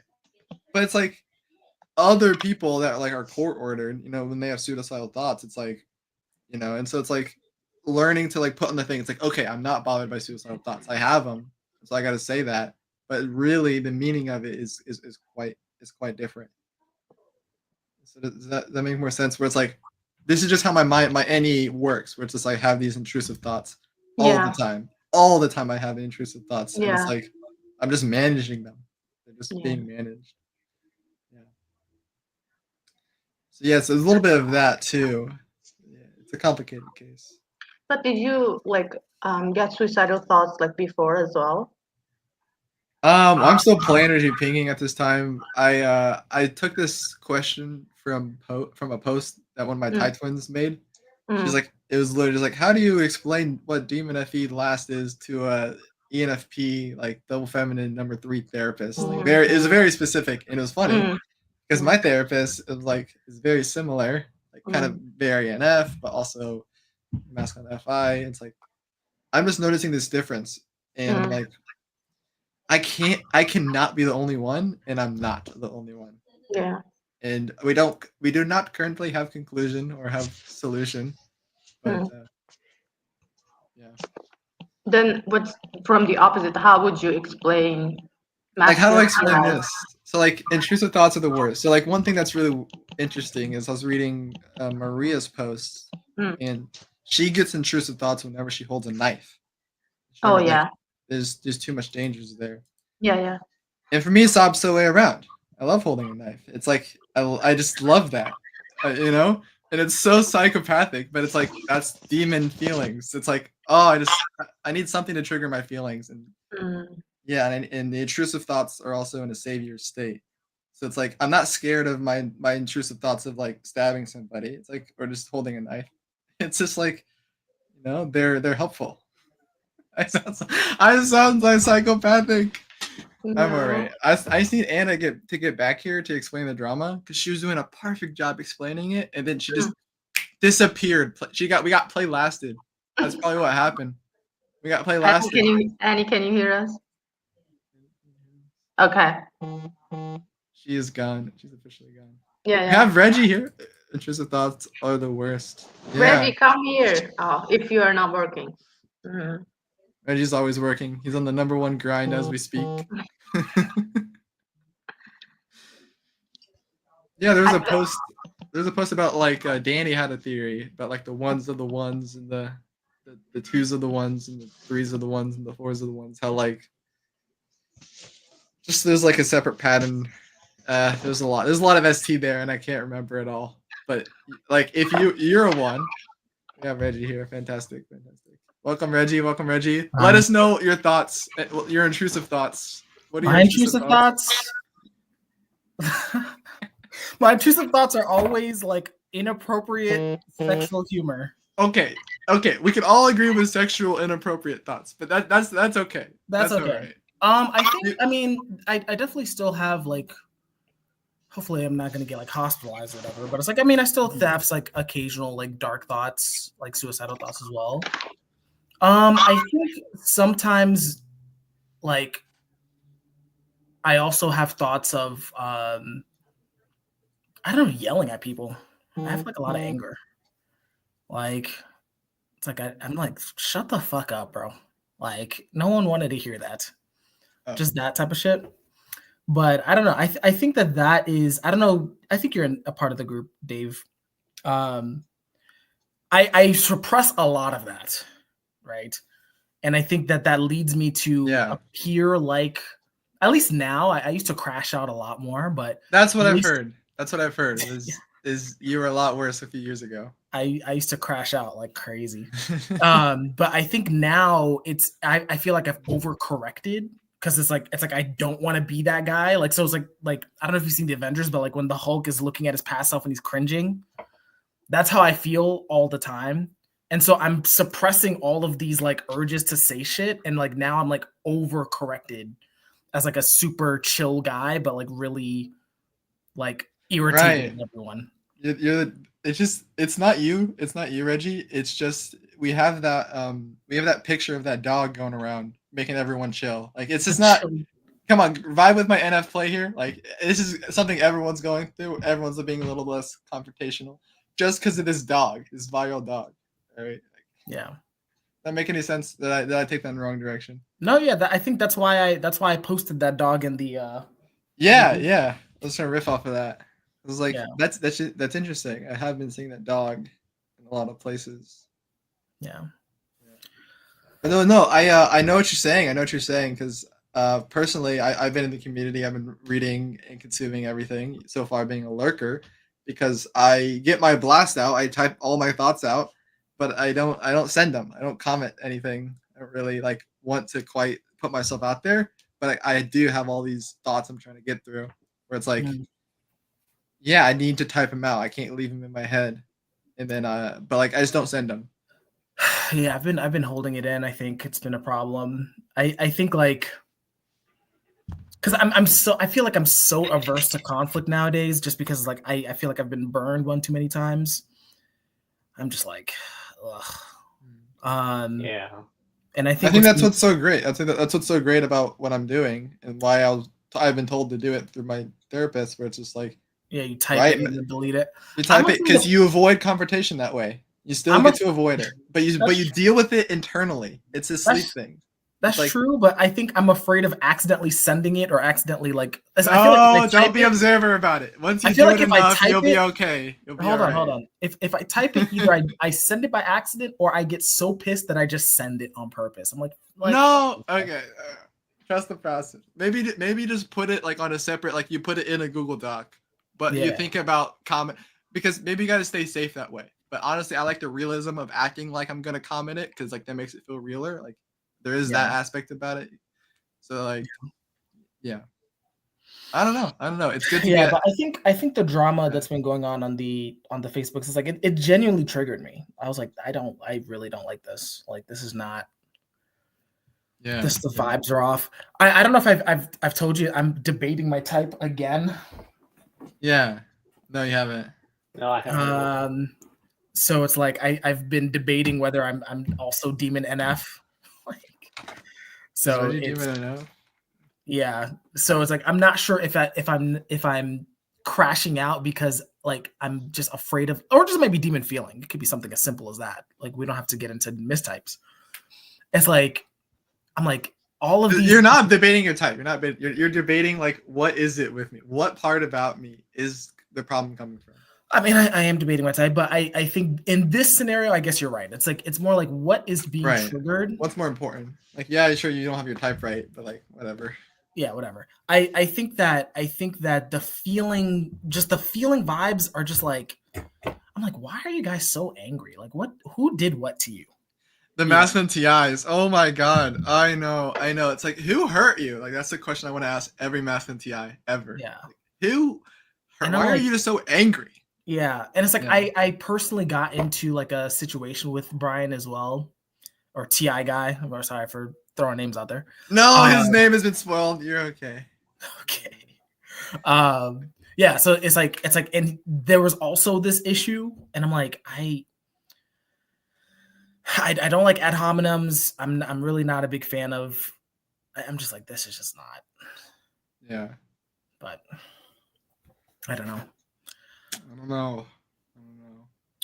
Sometimes I wish I had FE. So like, I mean, I guess this is FE. Just me sharing my feelings. All right, let me share my camera. Here we go. What's up, man? How are we doing? Let me turn on the light. I'm gonna turn on the light so you can see my beautiful face. There we go. Yes. What up? Okay. What is going on? What's going on? Let's get in here. So yeah, my back is like my left side of my back just super cramped up. I just overstretched it, like reaching my left side over to my right side. You do that like that laying down stretch where I love that stretch because it really gets the entire like hamstring nice and tender. But then like when you do like the back crack of it, I like overdid it, and then now my entire back is hurting. And Annie really stepped up for me. She's like, I know your sleep last, but I really want you to hear this. And I listen. I put the other headphone. Usually I do it like this because I want to hear what's going on outside my room. So I put the other headphone on to really listen and lock in. And yeah, it looks like I'll be doing planks every day from now on.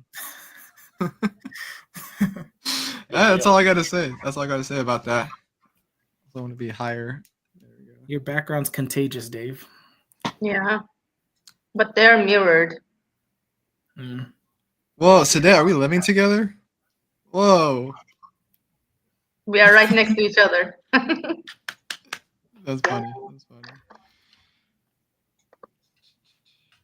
I mean, there's just like with, you go into a neighborhood and you see the identical houses. So we're just like in one of those identical houses. We're just in the same neighborhood though. We are in the same house. We have the same piano, same couch. It's all the same. It's all NI the same. It's SI same this time. No, it's all NI the same. Trust me. It's all NI the same. All the sensory is the same. Why is there a blanket in the background? That's making me all blurry. Okay, now I'm better. But yeah, community drama. Nobody on our stream wants to hear about community drama. But if you're on the stream and you're talking about it, it's like, oh, I feel good. I'm processing my emotions. I'm processing my emotions out loud with other people. You're doing FE. and I'm doing guiding FE. it. I'm guiding you guys through the FE here. So that's what I feel Nice. like I'm doing. Yeah, FE is probably I'm probably like that's probably the closest I'm getting to processing my emotions because otherwise I'm trying not to crash out. I'm trying to be better. I feel like I'm feeling the crash out Hey, coming. crash out. No, Crash out. no, Because no. I listen, the crash out is it's just a meme. It's a joke. It's a joke. Because like I have friends on Discord and like the goal is to make one of us crash out by the end of the night. One of us will be bullied enough that they just don't want to talk to anyone else for another week. You know, that's great. That's great. And it's never me because I'm very IP strong. I just don't lose. But it's like other people though, they are vulnerable. You know. Their crash out's all right. It's like you crashing out. It's just like you know, Julian. What is his name? Julian Blanc, the ICP guy. Julian himself. No. He's he gave a really nice analogy of it, where it's like, have you seen the episode of Friends where Ross has like the baby powder and he can't get his pants off? Okay. You know what I mean? Have you seen that? Have you seen that once in that? You know that? You know what I'm talking about? Yes. Okay. So basically, it's like from the outside, this is like him learning about the tribe perspective, right? It's like you are that character in the TV show. Like you are that character. Like why is it funny to Sadet that Ross like that has like why is it funny? It's just like if you do crash out, it's like no, you're just like a funny character. It's something that's where FE comes in. It's just like it's just the FE. It's just like we know. It's like yeah, people have bad days, people have bad times. It's not personal though. It's just like when I get mad, like I was really raging at someone the other day, yelling at someone. I was going on a walk, yelling out. I was just outside, yelling outside. I don't care who heard me, because it's just like I'm just mad at everything. I'm mad at literally everything. I'm not mad at you. I'm not mad at the hint button. Okay, I'm not. I'm mad at literally the entire universe, and it's like. But did you like the hint button at all? But I like that it didn't work the day after that drama. I liked that so much. That was so funny. Yeah. Anyways, that's how I think about it, Reggie. It's like if you do crash out, it's just like I'm laughing at you at the end of the night. So it's not that big a deal. Yeah. Yeah, I need to find ways to not make things a big deal. Like I make everything a big deal. So I'm trying to work on that. Good deal. Yeah. Processing feminine DE not being confrontational. Who said that? That was Michael. Yeah. I didn't read that story. Do you have a summary of it? Wasn't it like the story of like it's like he was watching like the Jake Paul match versus Mike Tyson and he was getting kind of bitchy or whatever? Oh, I read about that. Then I didn't want to read anymore. I just liked the post and moved on. I was like, I bet he has a point here. What is how pushy? Yeah. What is the point here? There's like an entire page of stuff to read. Okay. I'm just gonna chat GPT it, but I must have SI conclusion.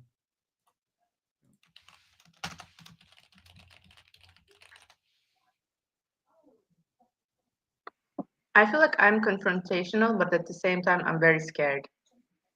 Like I confront and then I want to run away. So it's best to do it on text.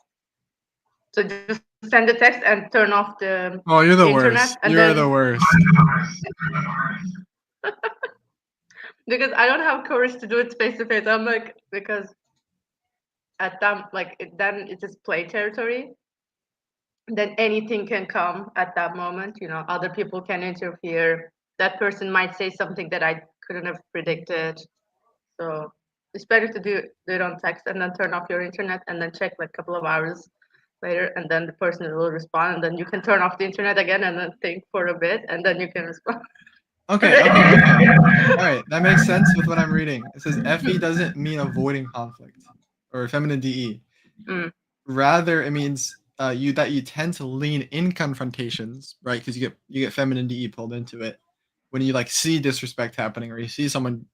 This is really interesting. It's challenging your autonomy, like challenging your masculine DI. Like you have a process that's going on, in your mind, where you have to be feminine DE enough to like slip, like you're projecting that, so you got to slip into other people's. You don't want to like avoid conflict. It's just like when you want to have confrontations, it's like you are choosing that you want to have that confrontation. Mm. It's like we're avoiding conflict because it's like it's the entire cat energy game. It's like I'm just gonna avoid conflict. I'm gonna reel you in. I'm gonna reel you in, and then you bite them at the end. So I think Yeah, I that's am where like, it's for coming example, from. today I had a conflict with my mom because like she keeps telling me that I should find a job as if it is easy. And I told her many times that she shouldn't tell me that because I I tried finding a job and I couldn't. And finding a job in a foreign country where you don't speak the language perfectly is also difficult. And I'm also doing master's degree. I have to like do exams, write thesis, blah blah blah. And she doesn't understand that I cannot do everything. I do not have enough energy in the world to do 7 things a day. I can do 3 maximum. And then my mom said again today, like, oh, you should find a job. Are you looking for a job? I said, Mom, we talked about this 100 times. Why are we talking about it again? And she's like, okay, we are going to talk about 101st time again. And then I turned the phone, like, I was just like, bye. And then I just left. And then I had to like write a text, like, can you stop this, please? Because I do not want to fight. I don't want to raise my voice. I don't want her to feel bad. I just don't want to talk about it. Maybe this is blasa. I just don't want to talk about this topic anymore. Just leave me alone, you know? But I think this is not confrontation. I think this is more like leave me alone energy rather than Well, it's like you're. I don't want to hear my reverb, but it's like you are hearing. I'm sorry, I'm being a little NT know-it-all here. My bad. But it's like she's Crossing your boundaries. right. It's like you've talked about it 100 times, where it's like you're not confronting her on something of her repeatedly bringing it up. It's like you can confront her all you want on like, oh, it's hard for me to get a job, and you can convince her that it's hard for you to get a job. Like you have all those reasons. You told us Yeah. all those reasons, but it's like you have to confront her. You have to ask her a question that challenges her entire personality. That takes a little while to come up with something like that. That's the secret. I should ask something like so drastic that she gets so surprised, like why you don't find a job yourself. And then she'll be like, what? Like something like that. I don't know. I don't know your mom. You gotta find the energy for that. That's on you. That's on you. That's on you. I like your enthusiasm. That's good. That's a good start. You already know the buttons to press. Good job. You know the NF very well. But why would I do that? Like how it's going to be helpful for me? And she, after saying Oh, that, she's not gonna it ask won't. me again. It won't. And the thing is, like, you will figure this out, and then you'll ask it, and you'll be like, you'll figure out how to incept someone, like what Reggie said. Mm. And then it's just like a week goes by, and then they're back. It's just like their programs are back on, and then you'll do it again. And then you gotta do it again and again and again until like you traumatize the other person. That's what you're looking for.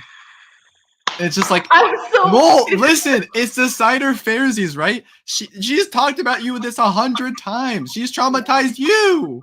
You gotta get her back for that. She deserves. Yes. Okay, that's good. Okay, I have to find something. Each time she tells me that, I say the exact same thing back. And she's like, why are you saying that? I'm like, you keep saying the same thing too. Right, okay, because the thing is when she asks you this, she's got a solution. She's got a solution. But if you bring in the question there, the solution gonna start wearing down. It's gonna start getting questioned. So you gotta find the right question. Yeah.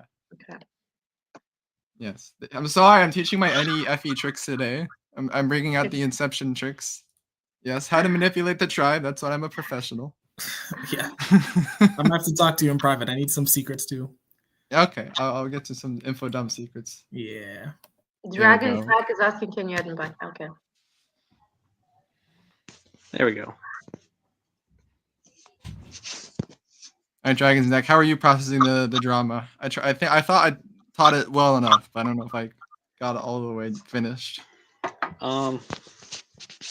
I don't know. I feel like there's not much for me to process, but the question I was going to ask earlier when you first started bringing it up is that if part of the problems you experience with it is some of the black and white thinking of having to be like, oh, this is all wrong, or this is like all right, or he's good, or he's bad, or like any of that sort of stuff. Like, is what? Sorry. If like when you were talking about how I don't know, it's been so long that it's hard for me to remember what you were saying. I was just wondering if when you process that sort of situation, is it hard? Do you notice it being hard for you in terms of like black and white thinking of like being afraid of going too far into like saying he is dumb and wrong and getting angry about it? Oh. Well, I guess it's like he's perfectly right in his approach, but it's like just such a different approach from mine. It's like you're just like, if you see me, it's like I'm also feminine, like SI, where it's like I kind of get scared for myself when I kind of read something like this, where it's like, okay, I see the pattern he's doing. It looks fake to me, but I could see that I could just like now I know how to copy that. Now I know how to like cause that damage for myself, right? It's like when I see something that's this negative, it scares me because it's now giving other people tools. It's like Chat GBT. It's like fucking you give it Skype, right? And it's like it starts saying the most racist shit I can imagine, and it's just like as quick as possible. It's like get as much attention as you can. And so when I see negative post, I don't just see the negative post. I see the impacts and like the any like spreads, the ripple effects that it has. Where it's like, just like fuck, man, like you're shitting where you're eating. That's kind of where I come from. I didn't know if you had a problem of trying to avoid or imagine going like all decider like into it. I don't know, man. The thing is, it's like, yes, I do see the functions and I do see the types. Like, and I'm completely 100% my type, and I'm also completely 100% not my type. So it's like, it's my opinion. Is if my opinion's all in it's society, then I guess it is. Yeah. Here it is. What do you think? I don't know how to answer that question. I know how to give my opinion. I don't know how to answer your question though. That's fine. I just notice it's something I struggle with, where I want to go too far into like, or at least I get scared of worrying I'm going to go too far into saying like in an extreme way this person is dumb and wrong. And what happens if you say that? I get in trouble. Okay, but like what type? Let's say you tell me that you're dumb and wrong, and like what happens then? What type of trouble can you get in? Do you remember our first conversation? This happened between us on the unofficial server. This is the thing. This is the thing she's proving to you, is that like I don't even it doesn't remember matter, it. and she does not even remember. You call her dumb and wrong, and she does not even remember. And I didn't think I was being that extreme about it, but I said like, what did I say? It was like your ideas are retarded or something like that. Oh. And then Jan came in and broke it up, and yeah, I did. You said this in server? Yeah. I don't remember. In Jana's server? Yeah. Okay. I was quite a troublemaker. And then I had a lot of negative feelings. That wasn't fun. But besides that, I just got like a 24-hour timeout. I don't remember. Oh, you got timeout? I don't remember any of these things. But you see, it wasn't that bad. I don't even remember it. So. I mean, it's bad enough for me to just like talking about it gets my heart rate going, even though I don't care as much anymore, and I'm a lot more balanced these days. But it's still like, ugh. Yeah, that's exactly what I shoot for. Is it's like, I know I'm not always like I always just have some decider drama to process with the people in front of me, and I'm always avoiding it. Is what it feels like, right? It was hard for me too, because I didn't understand how Tribe worked. If I could find the thing, what you said there, that gets my heart moving. I know I got over something. I got over some fear. I like searching for that fear. Like, What am I You saying? know you got over it when you feel the heart thing? Yes, you got to get to that point. Yeah. Yeah. I don't know. That thing just I doesn't mean, turn sucks. off. like, to be It honest, sucks, but it's like once you do it enough, it's like people It that happens have like done. during it and after it, like Okay. when I'm not over it and when I'm over it. This is a deeper FI thing. It's not even just like decided drama, but it's like when people that have done like psychedelics or have done drugs and they have a bad experience, and it's like a bad experience, you know. It's like it's really really bad that first time, but then the second time around it's just not as bad, and the third time around and the fourth time, and then they get used to it, and it's just not as bad anymore. So it's like yeah, making that desensitized. analogy for us as demon feelers is like I have a similar thing where it's like I don't want to get my emotions moved in any way, shape, or form. Like whether it's like okay, drinking or reading or Mhm. going on live stream or watching a TV show or playing a video game. It's just like everything just pulls me in like that, or doing some sort of drug. It's like it pulls me in so deep.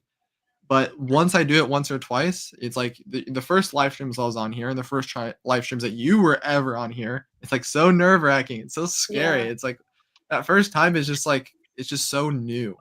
But then once you get used to something, you're used to it. So that's just kind of the same. That's how I approach my demons. It's just like Yeah. Bars right now, bars. hell yeah. Well, I use a little bit of Jameson whiskey with some sparkling water, and that does wonders. No, that's not a good coping mechanism. That's for sure. It helps me loosen up at least, so I can converse more Uh, easily about it without being too freaked out. hmm. Dave, like the thing that you explained, like you don't want your feelings to be moved. Yeah. I think seek the exact opposite. I want to, like I was telling this to Reggie, when I watch a horror movie, I want to be like scared out of my mind. I want to like shake. I want to Yes. be Yeah. No. so Yeah. scared. Exactly. Exactly. It's the same thing. It's just like, Yeah. but when I do something, yes, I want to go all in. Yeah. Yeah. But it's like I still just like if I would like it's like I was thinking the other day like I have a really really high pain tolerance Mm. except for when I'm thinking about something. If I have to thinking about something, like if I have to do homework or I gotta like do any TI process at all, and there's like I have this back cramp, right? It's just like Mm. sucks. I'm the dumbest guy ever. I'm Nah. so slow Yeah. regardless. But yeah, it's like it's it's yeah, you and I both have strong feelings, and so does Reggie, and so does Anna. I think we all have that in common. Where it's like I have it because I have emotions at the bottom, and you guys all have it because you're masculine FI.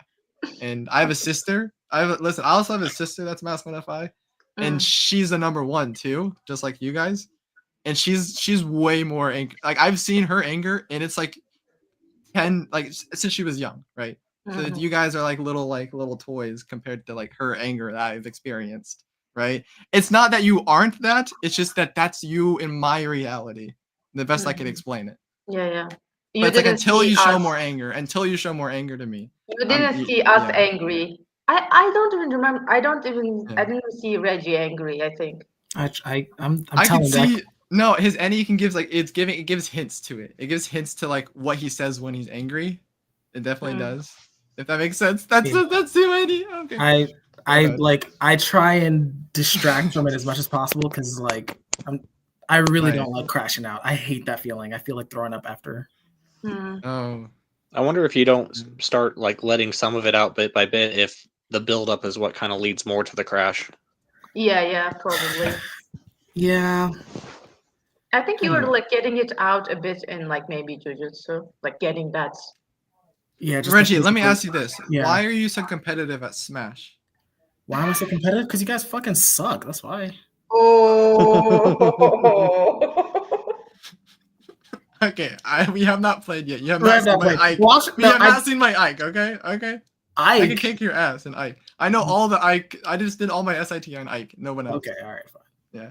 No, I think the reason I'm competitive is I think it's fun. I think it has the right cadence. I think, and yes, like I feel like it's a very safe place to trash talk. I think fighting games in general is like a very safe place to like get that energy out because it's like Yes.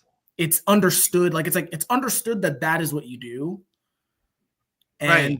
it's okay, right? It's like I can Right. say I can say shit like this, and you're like you're not gonna die, you know? Yeah. Exactly. I think Exactly. when watching football games, guys also be Football. like they say the most horrible cuss words ever when they're watching football, but it is accepted, so they're getting that all the anger out in that. Right. It's like I learned this. I learned this from you and kind of Kendrick, where it's like when you play a video game, because Kendrick also does a similar thing when he plays video games. He just gets so angry at his friends, and they just are cussing each other out. And this is the main reason why Kendrick was like, "Am I a 2 or am I a 4?" Like he didn't know. It's because this is like such a like aspect of the 4, kind of like the 4 energy, where it's like, well, it also kind of goes with Sleep Last. Where it's like I do a similar thing, where it's like I have a video game, I have a Discord server where like I need to get on with my buddies and I need to yell at them and I need to get mad at them and I need to call them shitters. And it needs to be in a competitive environment where like it's logically allowed for me to do that. I can't just do that. It has to be like I actually kicked your ass. Now I can shit talk you. You know who I feel like? I feel like Mr. Incredible from The Incredibles, where it's like he's like this big guy in like a little like cubicle, and it's like everything is. It's like that's how I feel. I'm like, all right, like, you know, just like, yeah. And I think it's one of those things where it's like I think that's a really good analogy because like I'm waiting to let loose in some sense, like in a way that is like good. Because it's like if I let loose and just destroy everything, I've seen myself do that. You're gonna let loose on whoever is controlling you. Gotcha. I mean, I guess, yeah. I guess. But, yeah, whatever. I love that scene because when I rewatched it after knowing OP, I'm like, this guy is so SI. Like the whole narration he did was such like an SI, like SI. It was like an Adolf Hitler, like SIFE, like. Who are you talking about? Like the guy that he threw through all the fucking walls. Oh yeah, yeah, that guy. Yeah, the guy with the SI mustache. He's got the SI mustache too. Yes, that. Yeah. Yes. Yeah, I just thought that was like so SI. So do you know what we're talking about at all? Have you seen The Incredibles? I did see, but I don't remember. The short boss. Okay, I'll pull up the scene because it's a fantastic scene. I just realized I'm the only non-SI person here. So. Yeah. Okay, I'm masculine NE. I'm masculine NE. Listen. Masculine NEs, this is a real pattern, but we fake having feminine SE. That's just what we do. And then the feminine SE is fake having masculine NE. You gotta watch out for that in typing. It's a real thing. Okay, here we go. I actually did type myself as feminine SI, so it checks out for me. Okay, will you share? Check that for you. Yes. All right. So this is Reggie right now. This is what this is what he's like. Yeah. This is his life. Jesus Christ. This is how he experiences it. Mr. Huff would like to talk to you in his office. Now?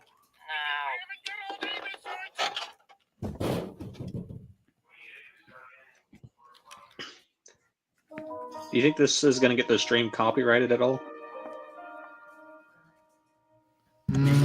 Not if we don't have the music.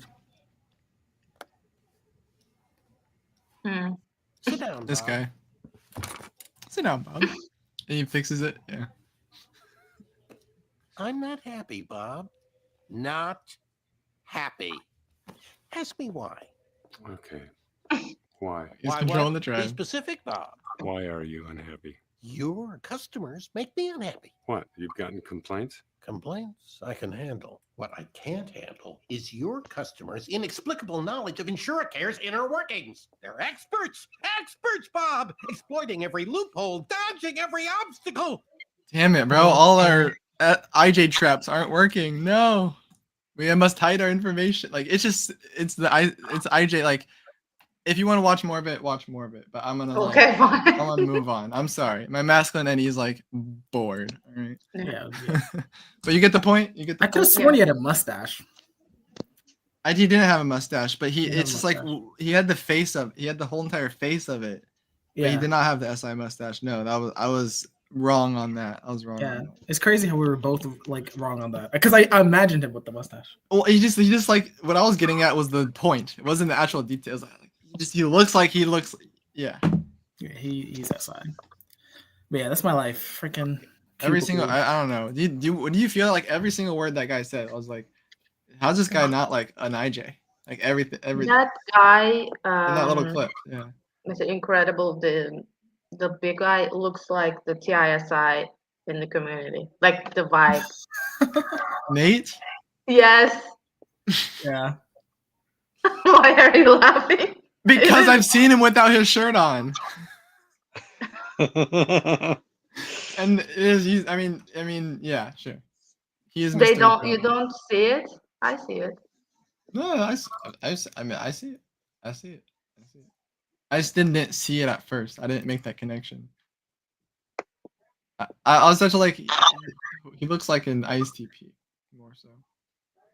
But I don't know. That's just like I have that bias for the people with blonde hair.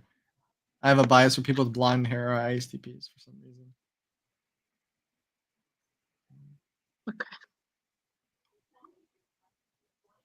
Anyways, channel changing. I don't know what the channel. How about this? It's Thanksgiving for us Americans. What is Yeah. one thing that you are thankful for? Mm. Tribe, let us know.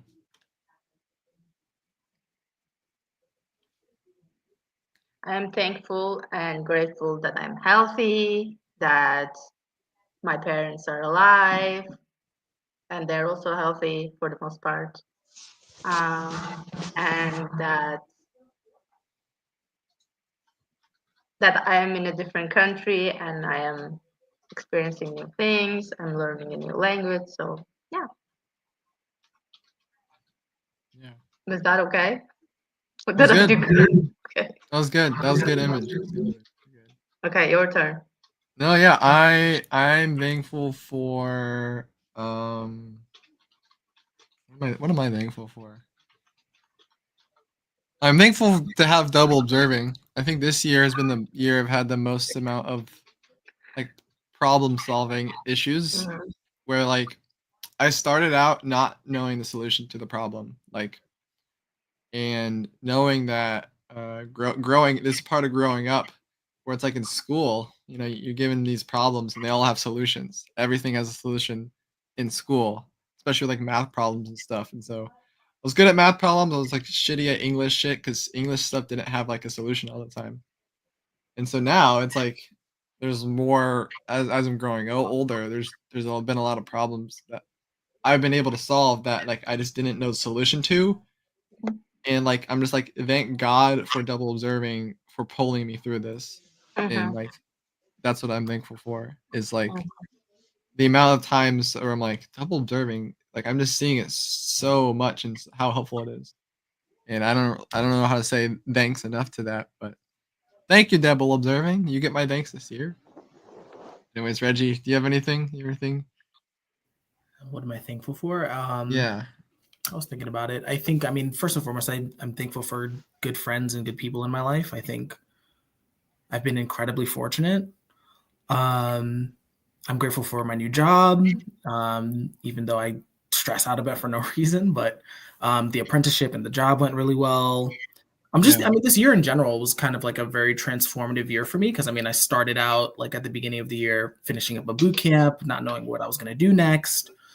And so, you know, like, yeah, it feels like a very, like my plans have come to fruition for the first time in a long time. And so I'm really grateful for that and just kind of seeing that go through. And I think I'm also grateful for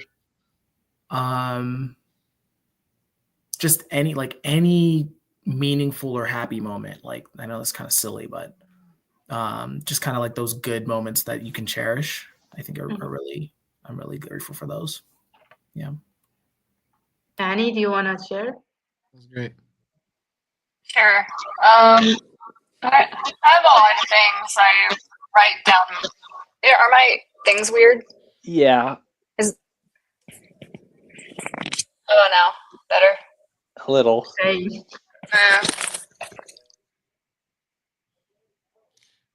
Now can you hear me? Dragon. Okay. Yeah. Okay.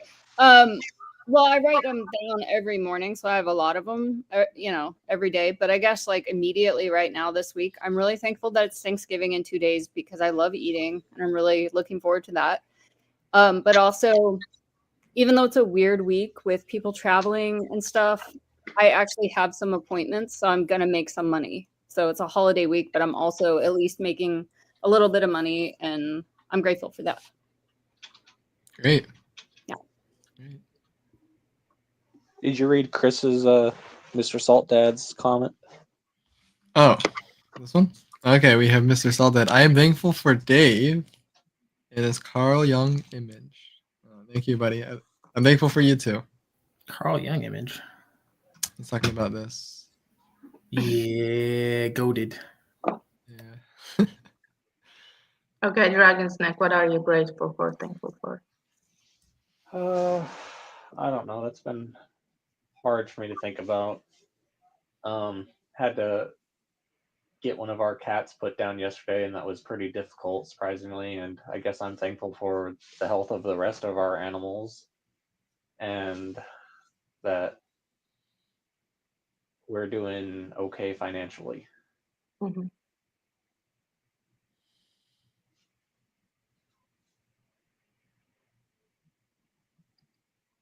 I'm sorry to hear that. I'm sorry to hear that. How? What? Do you care to share more about the cat? If you want, it's the second one we had to put down. The first one was a more extreme situation, so it wasn't like as bad because it was just super necessary. But this one was struggling breathing, and I think its like body was kind of filling up with liquid. I think more so outside the lungs than inside. So he was having like you could see his sides come in further when breathing, and he was taking like more breaths to like circulate more air, and he seemed kind of okay, but he wasn't moving around nearly as much as usual. We tried getting him like a steroid shot along with a shot that was gonna maybe help drain some of the liquid by making him go to the bathroom more. But yeah, so it was interesting to process all the emotions and stuff, and definitely had like the thoughts cross my mind of being like, a guy, and how there's always the stereotypes of guys not supposed to cry and stuff, and how I was trying to just kind of allow myself in certain ways, and taking a breath. It was with a certain mindset of like trying to just be okay with the emotions. When I tried to take a breath like in that mindset, it became like a lot more relaxed. But yeah, it was definitely an experience.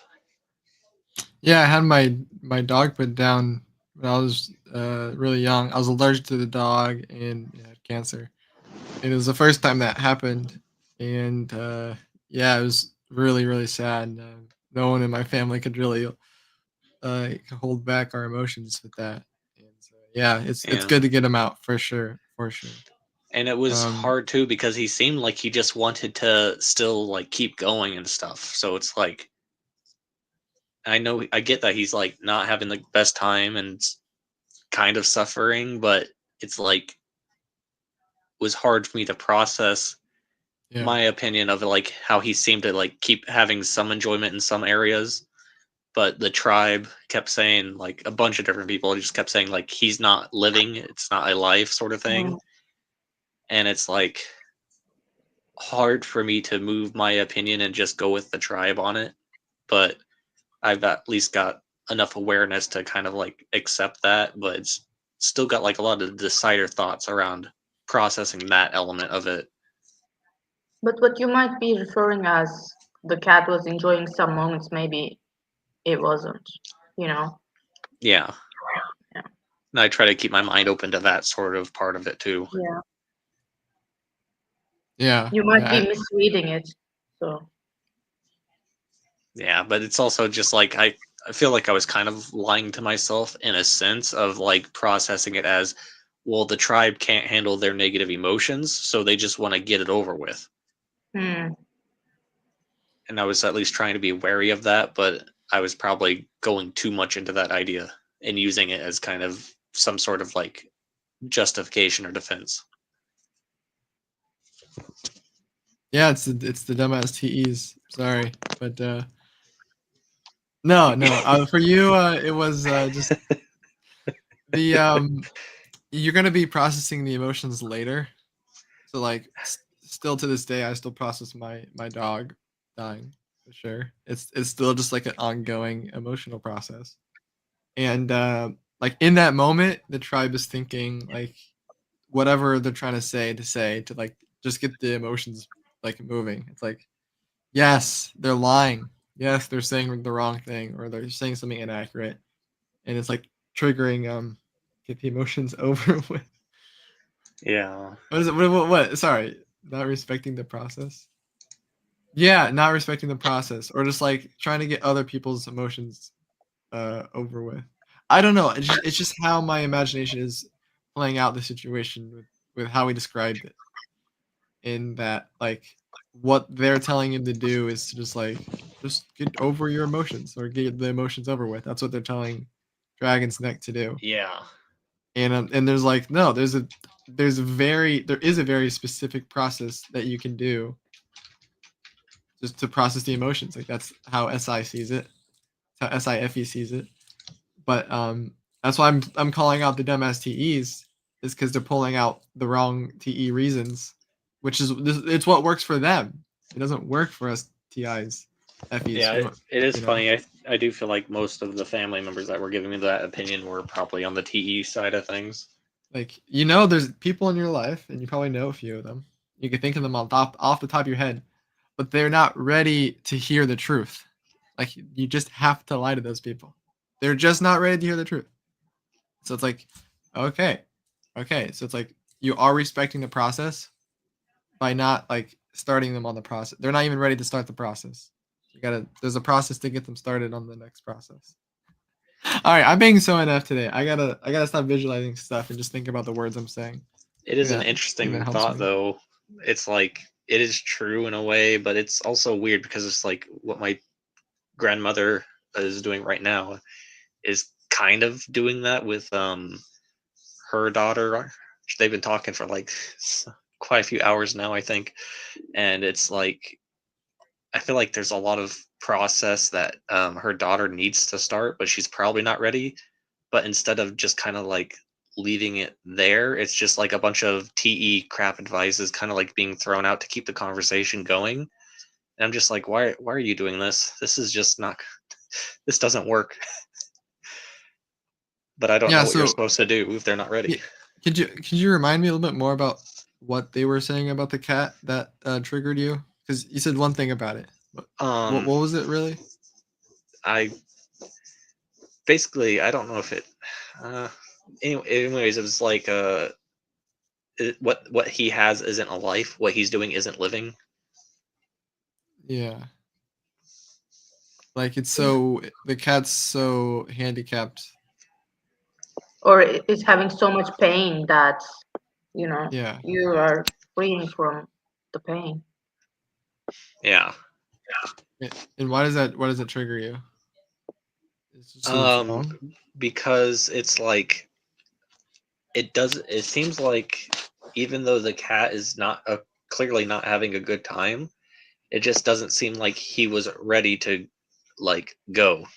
He's still like putting up a fight and still like coming in to see you and stuff, and like it's definitely laid around a lot more because physical exhaustion.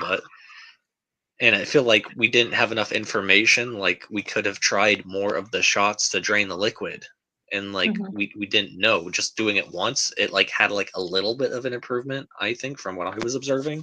So it's just like we should have gotten him in at the beginning of the week to try another shot, and they're just like, no, it's just time for him to go. It's just time for him to go, kind of thing. And I'm just like,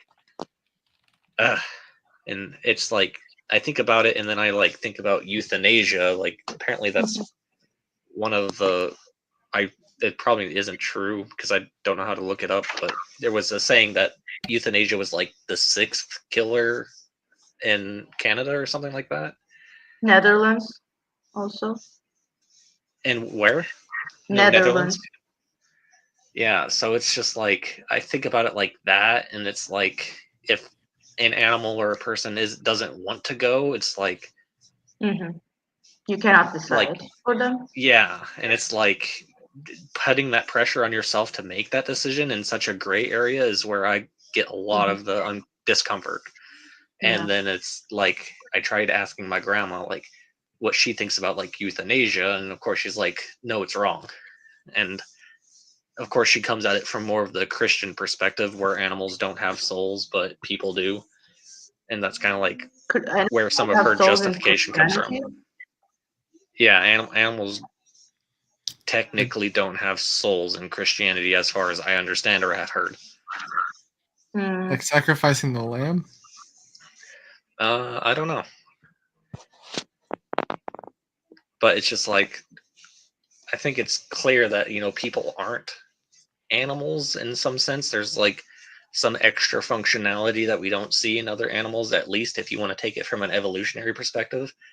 But it's still like, I mean, if you want the animal to not suffer, and like some people are suffering and they feel like that's their way out of the suffering, it's just like, it feels like quite the contradictory idea to me, and it just like adds to the thoughts on the whole process itself. Yeah. Okay. Sorry, I asked the question about the cat. This is my loose end to tie up. My bad. I hear what you're saying. I hear what you're saying. It's complicated. Yeah. Sounds like you still need more like processing time on it. I think you haven't just wanted like recently. maybe a couple more weeks to see. Yeah, I just wanted to like try something, try more, learn more. Yeah.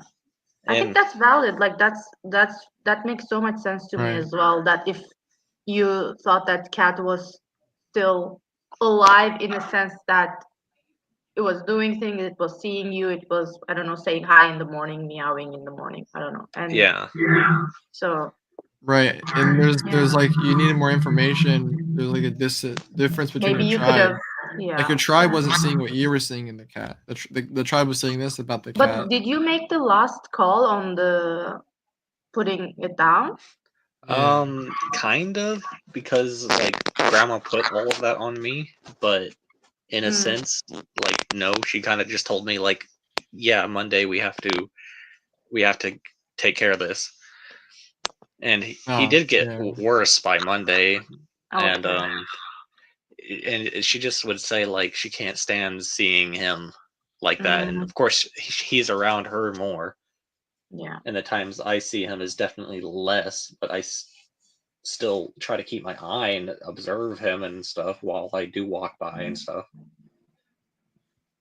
So Yeah, at the same time, I'm thinking if she was around the cat way more, then she observed way more. And Yeah, and she really Which is loved probably the true. cat. She probably wanted to do the best thing for it.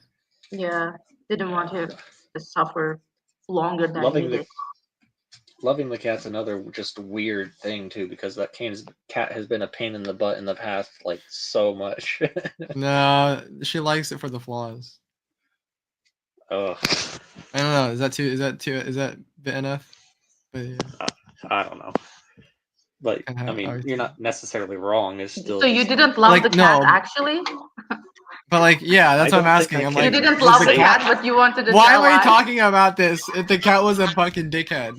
Like, all right, off with the cat's head then. Cool. Well, because he got better with age, you know. Okay. Sorry, we need to get the SI details in the right order. Like when you first saw the cat, what was your first impression of the cat? And that's where we got to start. It's an orange cat. Okay. Hmm. Did you That tells like you all the you need to cat? know. You didn't like the cat. Okay. No, I that's liked the crazy. cat. I just didn't like, the certain behaviors, though they didn't impact me as much as other people, where he would pee on stuff and cause some other issues and stuff. But besides that, he was a pretty good cat comparatively to like the ones you would see on the TV shows, like Compared to whatever the ones on the TV shows. whatever the opposite of the dog whisperer is for that. My Cat from Hell, that's it. Oh yeah, those cats are crazy. So it wasn't that bad, at least, but they were still just like a lot of peeing issues and. But maybe your grandma loved those peeing issues as well. What do you know? Well, we definitely laughed at it because it happened to other people more than us. When they like would leave their clothes on the ground when like staying over or something. Yeah, that's a badass cat there. It's peeing on people's clothes. Like, get off of my house. Marking territory there. Yeah. That's like a dog. Yeah, he got really spooky as he kind of got a little older too. Like he got so jumpy that one day something spooked him, and he ran into the door so hard, like something happened to one of his retinas, where it would be like, you know how the cat's like eyes, pupils like open and close. It would just like kind of stay open because it like whatever happened. I don't know. Benjamin, Well, how now are it you? stays closed forever. Yeah, that's what I was hoping for, but try to close its eyes when he's gone, and they don't want to. Do we have Flow State on here? The Powder Dusty Yo, what's up? SCTI. Taylor. The hell, what are you doing here? Happy Thanksgiving, man. Happy Thanksgiving.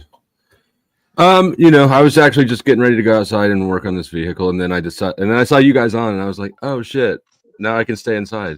All right, well, welcome on. Let's give you the center of attention here. There we go. How are you doing? Oh, I'm better now that I'm in the middle.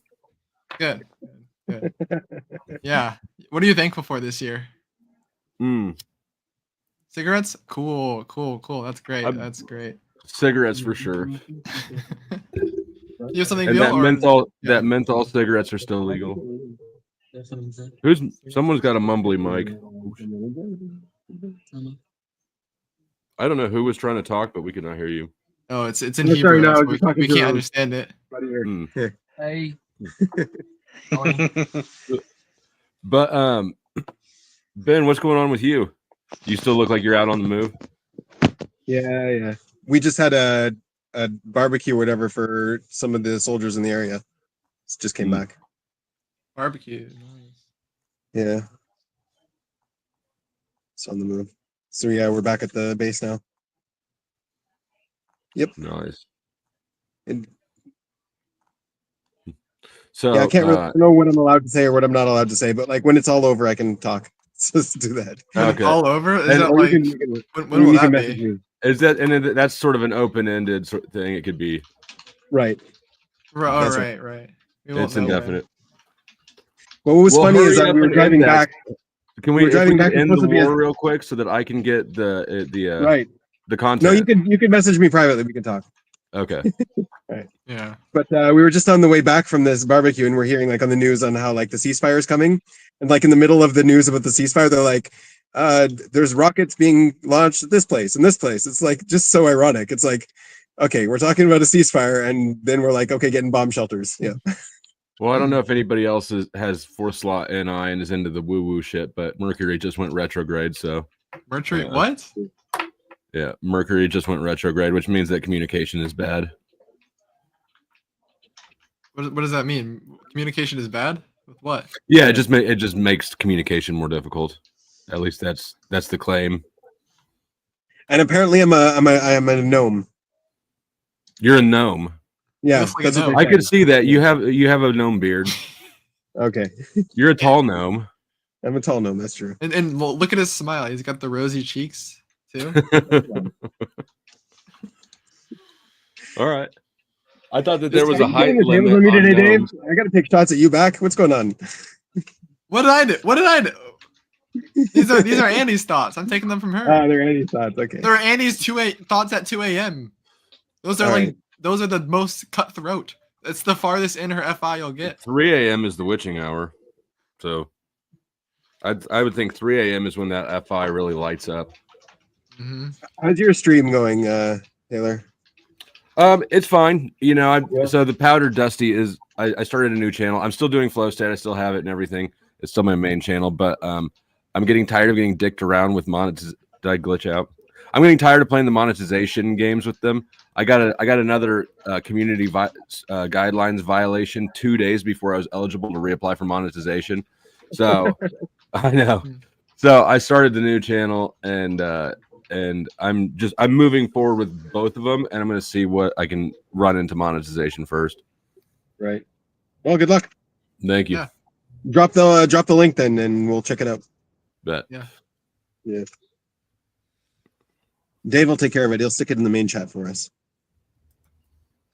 Well, Dave doesn't have a good track record of taking care of things for me, like the the taxes he never did for me. True. I never did your taxes. I did my sister's. Well, I tried to do my sister's taxes, but then she didn't want to pay the government, so she ended up not doing them. Oh yeah, no. If she has to pay the government, then you're doing her taxes wrong.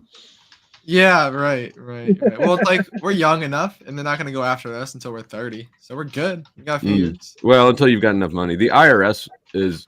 Yeah, The IRS has there's enough no point people to get us right now. There's literally not a point to get us. Yeah. The state is who is more likely to go after small debtors because they have a smaller revenue pool. Yeah, but it's like she's only been working for 2 years. I don't know why they would care. The powdered dusty. What does that come from? The powdered dusty. Do you know what a dusty is? A dusty is like a derogatory term black people call each other. And I was on a channel that was, I might have been the only white guy on the panel, but one of the chatters said that I wasn't a normal white guy. I was a powdered dusty. And I thought it was hilarious. And so I kept it. That's great. When I type in dusty, this is what I get. I get an airplane. But yeah, no, I believe it's a reference to ashy skin, ashy dry skin. You're looking at pictures. You got to look at the Urban Dictionary. Broke. Not that, but yeah. Do you remember Kaizo? You remember Kaizo, don't you? Ben, did you meet Kaizo? Remind me. He was in the type community. He was an ENTP, British black guy. Maybe you never met him. I don't know. I don't think I met him. Yeah. He lives in. I was in your cool group. Sorry. He lives in Kenya now, and wow. so his panels are all African people and me basically. But that's the first place I heard it. I see. But yeah, I thought it was funny and catchy, and it doesn't like Flow State is such a generic name that if you search Flow State, you'll never find me. You'll find about 1,000 videos about meditation music and shit like that. But that's the same thing, pretty close. Right, but I figured that this was this cracked me up, and it was unique enough that I figured it would work for me. So nice. What's the content they're going to be? Same shit. Oh. Same shit, same sort of panel antics. It just shifted over some. I've kind of moved a little bit more into debating. That Hank's been on here, but he said he was doing a debate, and then your debate partner stopped. You lost it because of your partner. I think I won it, of course. So I think I won it in spite of my partner who rage quit.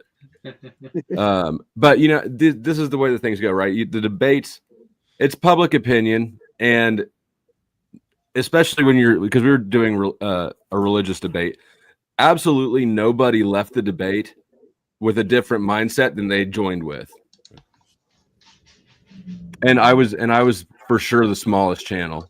So cool.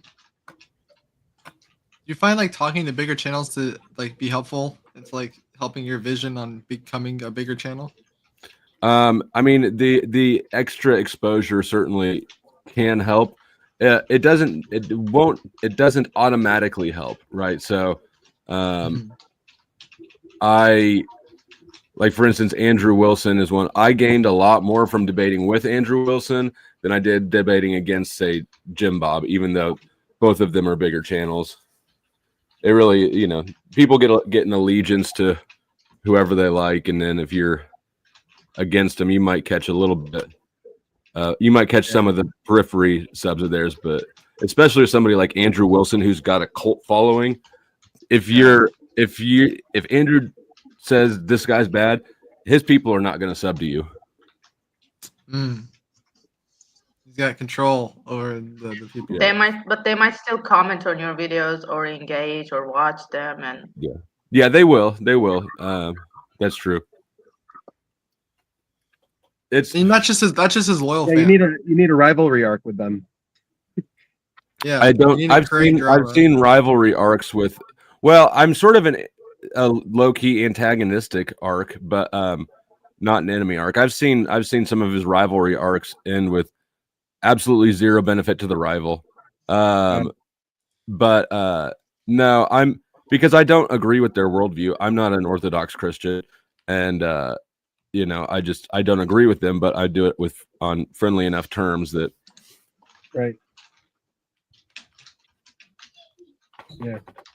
Where are the Cheyenne brothers? Where are they at? This Thanksgiving is all about them, right? Isn't that what it's got?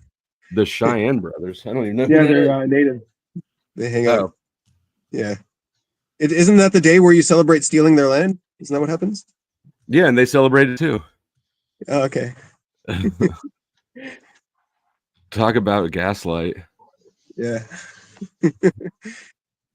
I mean, I'm all for like I like their culture. I just don't think they should be eating puppies. That's my thing. Do they eat puppies? Their specific tribe eats puppies. Yes. So I'm you know, logically I understand that I'm only opposed to that because of culture, right? I believe that pigs are just as smart as dogs, maybe smarter. Yeah, they're less cute, but yeah, they're just they're not cute. They don't care as much for it. They're probably Are you advocating for eating puppies? Is that what I'm about to hear? I'm advocating, yes, situationally. I think that I would love to see you eat a puppy right now. I've kissed a fish on the mouth. Where's your dog, Dave? Could you imagine? I'm gonna see my dog today. I haven't seen her in like 6 months or 4 months. So yeah. I'm not really. I don't dislike dogs. I just dog people are really about their dogs, and I don't. Well, no. Okay. Well, cat people are their cat, but dog people are about their dog. I mean, we have 2 cats. Not that I wanted those either. But my ex-wife got my daughter a kitten for Christmas one year. So what am I going to do? Throw it in the trash? So we have 2 cats now, and they're fine because they don't really. They kind of fuck off. Kind of. That's a good. Cats will. They do until I shut the door, and then immediately they start freaking out because they want all the doors open.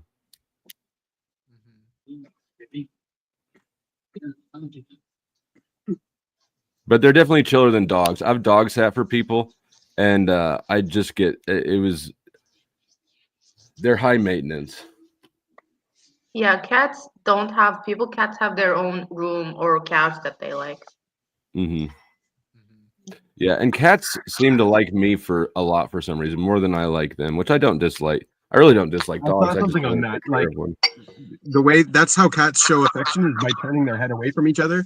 So if you're like ignoring the cat, they're gonna like you more. Yeah, oh, really? Exactly. That's exactly it.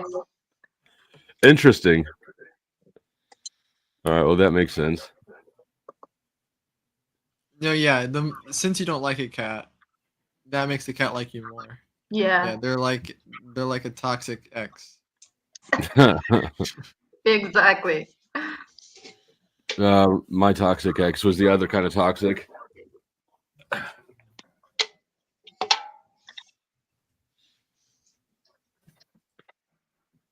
Anyways, I think I am going to have to head out soon and start driving back. Wow. You reminded me of my dog, and I realized the only thing stopping me is you guys.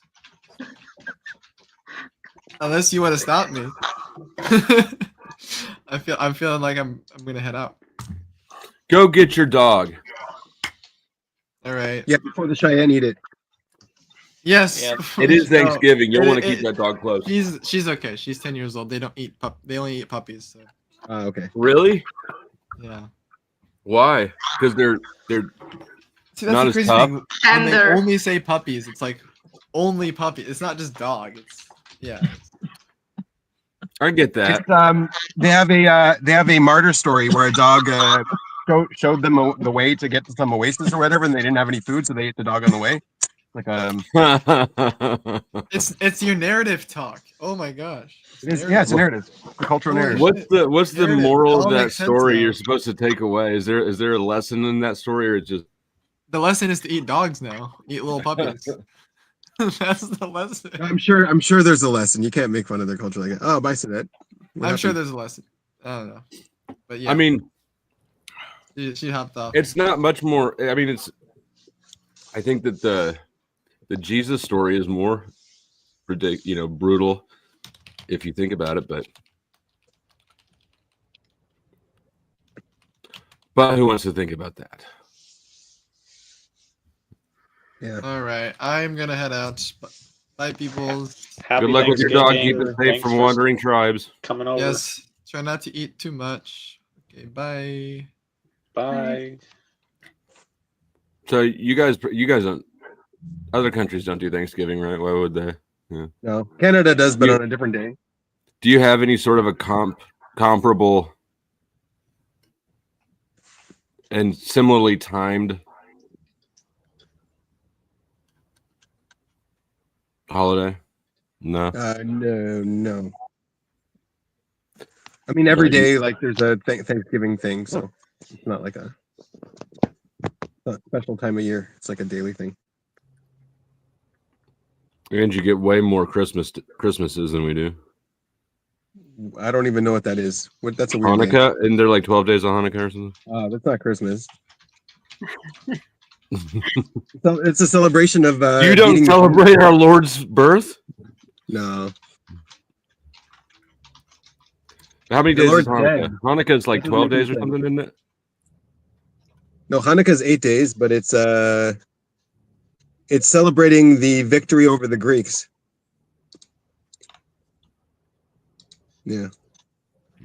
It was just the way that we grew up, you know, non-Jewish people, that's how they explained it to us. They were like, Jewish people have this holiday and it's like Christmas, but they get to celebrate it for 8 days and or however many every day. Tell you what happened, because like I'll tell you what happened is because like all during your Christmas times, there's like all of the movies, all of the media, all of the advertisement, it's all centered. It's like the one day that you celebrate.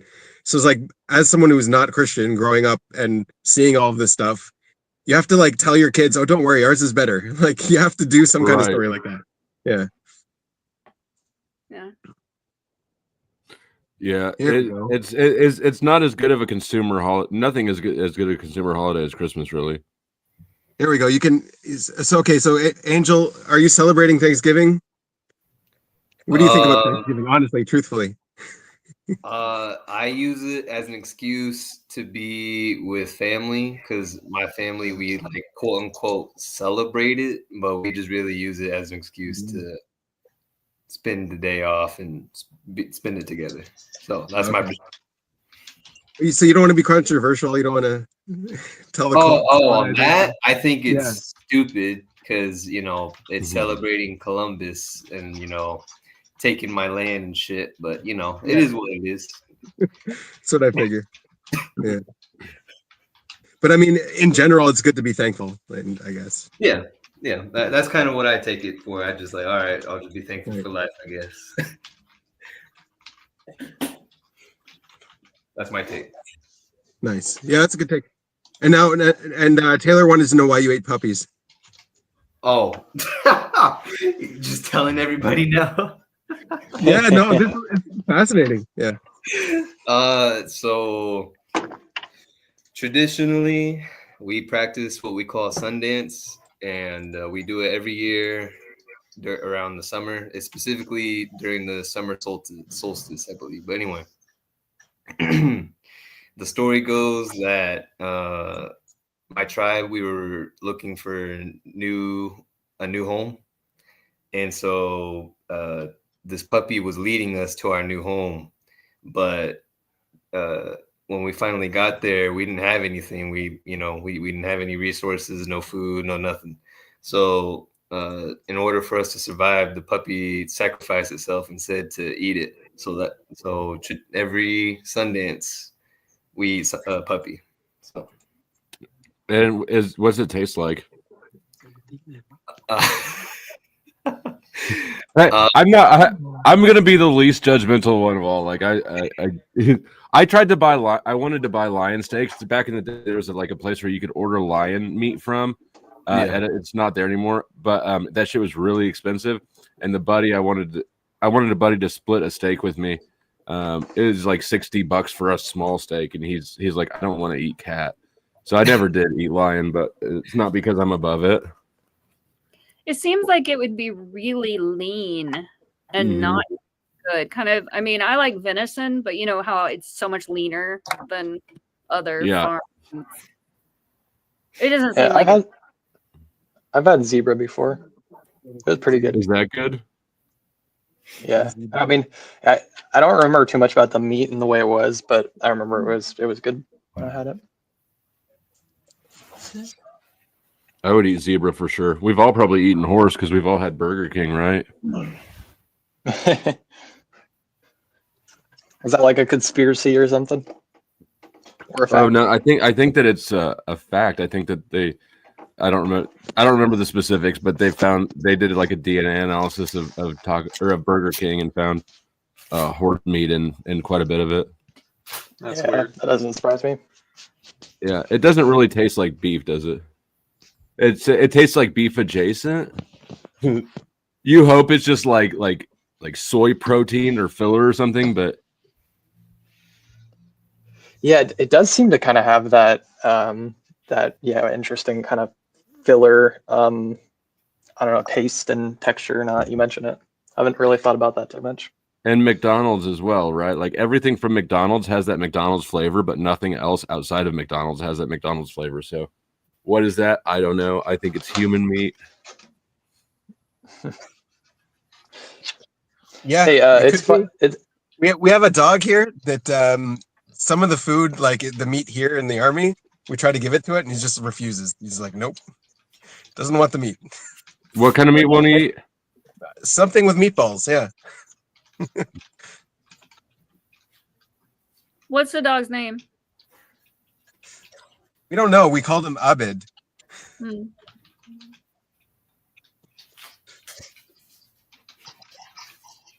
Hey, Flow State. It's funny. It's funny that you were on here. I was Dave recommended that I go back and watch this. I don't know if he recommended, but he mentioned it. One of these live streams from a couple months back. I was watching it, and it was super entertaining. That guy Rant came on. I don't know if you remember him. Dave from Dave and Chan. Dave. No. The Dave here, Carl. Oh, Dave, who just left. Right. Your accountant, yeah. Yeah, you're a flake of an accountant. Right. So you But, she was Rant. Yeah. So you were on there and you mentioned that he had been on your stream before. Have you seen him since then? This was like back in April, I think. I'm super curious. Rant surfaces here and there. I don't see him a lot. I don't know if I've seen him since then. But I don't see him a lot, but I do see him from time to time. Yeah. He knows that I don't like him. Well, I don't know who would like him when you just hop on a stream and start calling everybody fags. I mean, he doesn't exactly set a great precedent. Like, he's not the worst person I've encountered, but he's generally, unpleasant. He's one of the most opinionated people I've ever met. Right. I think that he realizes that he kind of overextended himself with people, and I haven't really seen him any places in a while.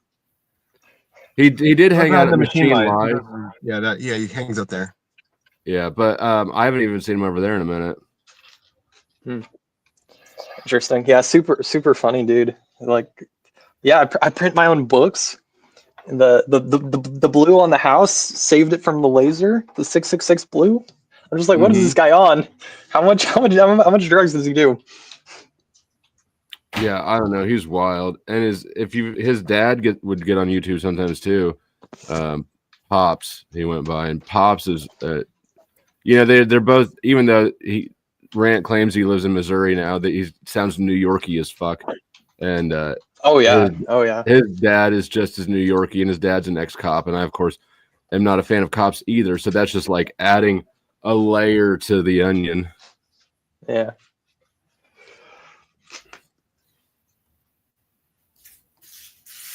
But the two of them together on a panel is almost insufferable.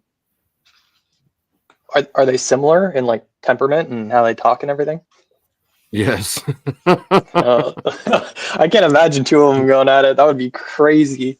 I mean, no, they don't go at it with each other. They go at it against basically everybody else. They seem to see things fairly eye to eye. Well, no, yeah, Rand that's is what I'm saying. Like more detached, but I'm just thinking of the fact that he like monologued for like 4 hours straight on that stream, like just Ben at some point he had to, because I listened to the whole thing. It was so entertaining. Actually, me and my wife, I just had it on like on a table in the middle of the living room, and we were just doing stuff and just laughing at it as he was talking. And Ben had to like, even near the end, had to like push through to get a word in because he just kept going and going and going. And adding two of those people sounds like the worst kind of I don't even know what to call it. Torment. Yeah, Yeah. it's panel cancer. And there's there's somebody new, at least around where I've been hanging out, who's become the new panel cancer. Mel is a and none of this is me being a bigot or anything. Mel is a Canadian trans man to woman who uses a Furby avatar and is just unbearably annoying. Furby or furry? Furby, like the little doll thing. Yeah, creepy things. Yeah, if you see somebody with a Furby avatar, just steer around that panel. I don't know. It sounds kind of entertaining. I might have to check that out. Here, I'll drop a link in back. She was stinking up a panel I was on last night for a while. Not as bad as Rant. Okay, I'll give it. Well, so Rant's opinions are more tolerable than the Furby's opinions, which are just insane. But the Furby has better interpersonal skills than Rant, who's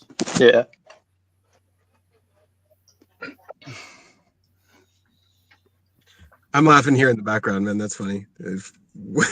I like how you explain people. Yeah, you describe it with a whole bunch of adjectives that are. So actually, the stream last night on the Powdered Dusty, I reshared it, but I was on the Raging Tomato, and the panel actually opened up with Neve and Rachel's Ghost and Mel, basically three Canadian trans women, all like fighting each other. So I call it the Great Canadian Trans War. It sounds like you're making something up. I don't know. I'm not here, and I'm going to get the link right now. So what are these streams for? What are they? What's the purpose of them? Are they just to like argue about whatever, or what? Well, the topic of the stream and the content of the stream were slightly off. The topic was me and Sarah, the Raging Tomato, were kind of shit talking the Manosphere, but all the Manosphere dudes were kind of hiding out. None of them engaged that, but the Canadian transes were going at it instead. So, you know, that's sort of the nature of live paneling, is you can steer it in a direction, but sometimes if it pulls a different way, and it's, you know, you just let it roll. That sounds tiring. It is tiring. It kind of depends on the personality, you know, on who you are. I've got third slot FE and no FI. I love the shit. You know, it's not very tiring for me at all, but I'm a play last, so that's probably part of it, but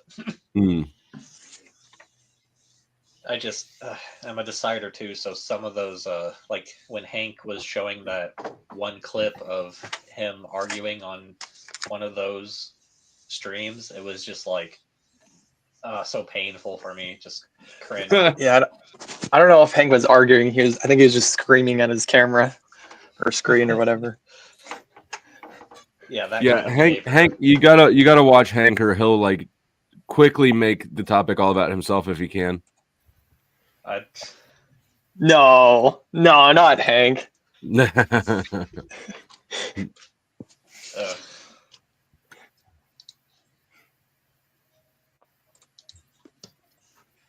So Angel is thinking he's an ESTP as well. Right on. He's the puppy eater. And I know. You never did tell me how it tastes. Oh, I guess it depends on how you cook it. It could either taste like roast. To me, it tasted like roast, or it could taste like chicken. Yeah, I'm definitely not above it. My excuse is for cultural reasons. So yeah, anybody who talks shit is racist. that's what I say in my head. Honestly, I don't have a problem with it either. And I was thinking earlier I could hop on and I could make some horrible jokes about the dying cat and the fact that they're environmental hazards eating all the birds. Like we should just shotgun cats if we see them on the side of the street. They are the protectors of the government cameras. Birds? They help. True. I might try dog, but I think that's kind of like cultural appropriation, man. I don't think we're allowed to do that. Oh no, don't go down that road, rabbit hole. You know what's really good is I like lamb a lot. I hadn't really ever had it, but we found out our blood types. I got one of those test kits off Amazon, and I don't remember. I'm like AB or AB positive or some shit. But anyways, whatever type I am, Katie did a little research because your blood type is supposed to have something to do with what you eat, and found out that lamb was good for my blood type, and so she started cooking some of it, and that's just fire. Well, yeah, lamb's good. It's supposed to be good for all blood types, pretty much. Yeah. Mr. Salt Dad had at one of his dad's churches like Jewish celebrations they were trying out, and I think my grandma was asked to help with it, and she tried cooking some lamb for it, and I think that just stunk up the whole place. Ooh. I don't know if It does. I don't think it's particularly. I wonder what your grandma did to it because I don't think it smells especially strongly when Katie cooks it. Never But done it before, so yeah, who knows? Katie's a really good cook. Just I don't know something about. Actually, Ben, are you a good cook? Is it SE Tool? Because she's an ISFP. Yeah, I mean, I've been told that I am. I guess. Yeah.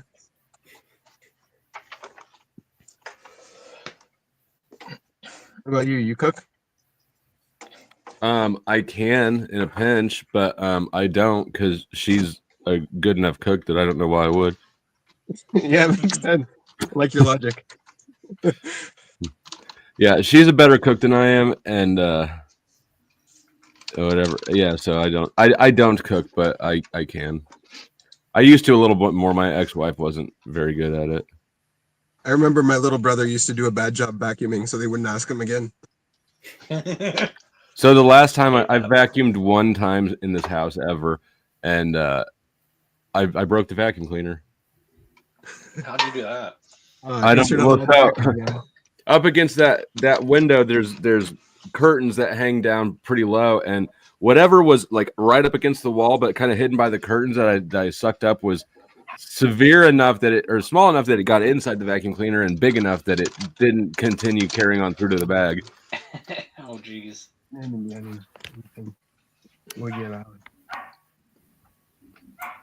gonna double decide real quick, and Jedi Memo is also a puppy eater. Drag him down. He's coming I down. ain't doing nothing. So where do you I get? have a high percentage of puppy eaters on my panel right now. Is it legal to eat puppies? Like, could I go get some puppy? Not that I'm going to. I'm just curious. Or is it like a special tribal thing?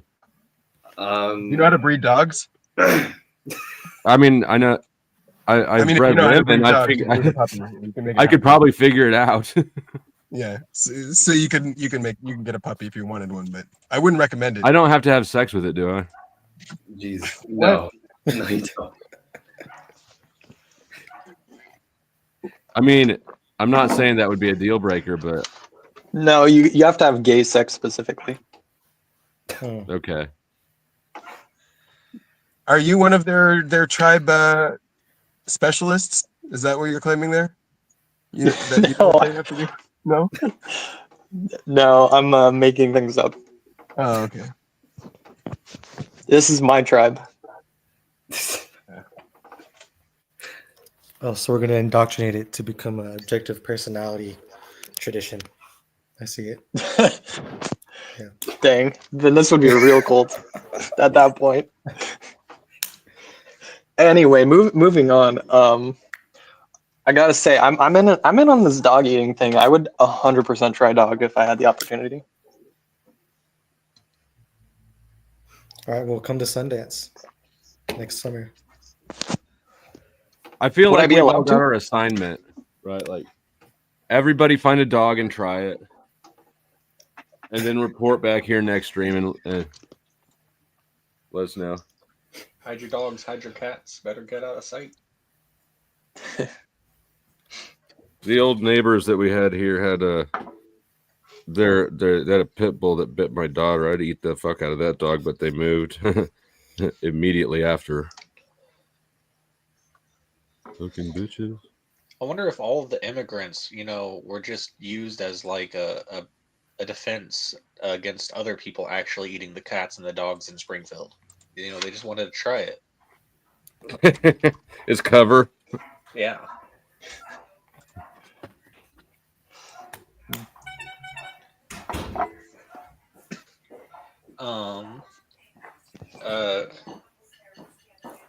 Mr. Salt, would you like to start the topic?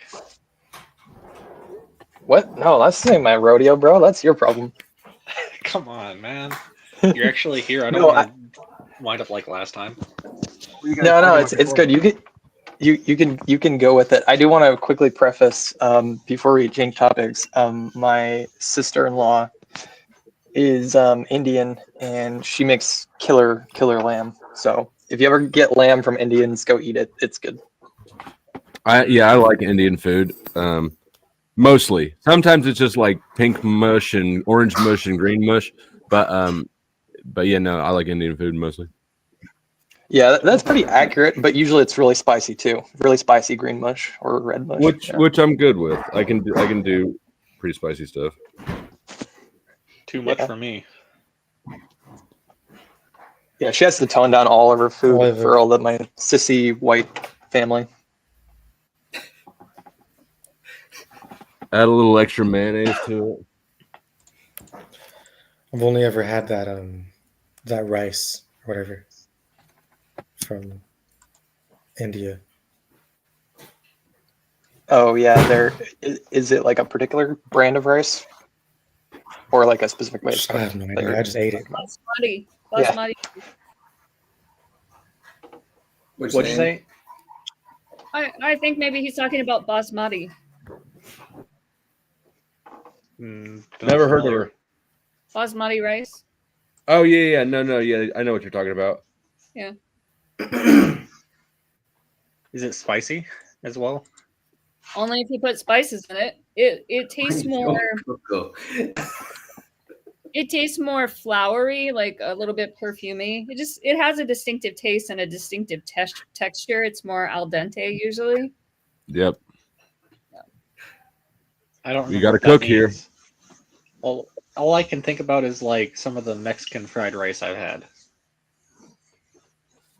or whatever you would. That would classify be Chinese. Since we're talking about food, I'm gonna say a hot take. Taco Bell and famous Taco Mile. I don't fucking know. Anyway, shit's whack. It's whack, sir. But the Dorito tacos. The Dorito I mean, Supreme maybe tacos. it's just because I can go home and have it homemade, but the first time I ever had Taco Bell, I like one bite, I was like, nah, I don't want this. That's like the only kind of like drive-through fast food I eat. Like, Yeah, no, Taco Bell sucks. Taco Bell is fantastic. You guys have, I don't know. I would expect that from a dog eater. Yeah. But I haven't eaten McDonald's in like 5 years or something. Probably not missing much. Yeah. I mean, unless you count the shakes, like I really like their strawberry shakes, even though I know it's just straight chemicals and sugar. It's been a long time since I've had a McFlurry.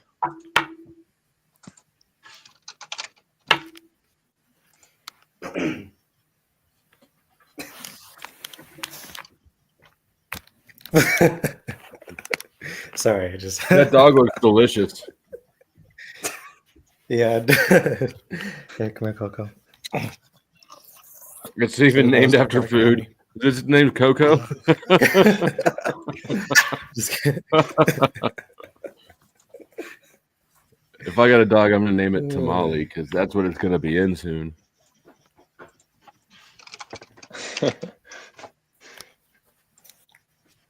Aren't those red candies that are spicy called hot tamales?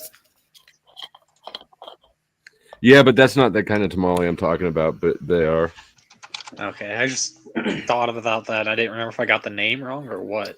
No, Both yeah, like you those. did. Tamale is like Mexican food, but hot Mm. tamales is that. Yeah, those red cinnamon candies. What's the worst kind of candy? Like I know some people really hate the circus peanuts or like Peeps. Candy corn. Candy corn's pretty bad. Why is candy corn bad? It's just sugar. It's great. You love sugar. Yeah, I don't like it. My daughter likes them, but I don't like candy corn. I also don't like Mound bars are pretty bad. Don't remember which one that is. It's just like chewy coconut sludge with a little bit of chocolate around it. I like coconut sludge. That sounds pretty good. Like an almond joy. Yeah, it's kind of like an almond joy, but without the almond, which is almond joys are also pretty bad. Like they're not. I'm like if you're in a pinch, you could eat an almond joy, but Yeah, Almond Joy has like discount coconut. It's disgusting. It's kind of good. It's got like a nice chewy texture to it. You get like a little. yeah, it's coconut like punch. coconut sludge. You can't. I've had coconuts. Coconut is fine, but that's not coconut. That's like coconut flavored No. paste. Yeah, exactly. Yeah, it's nasty. It's like somebody Yummy. put like semen on top or something.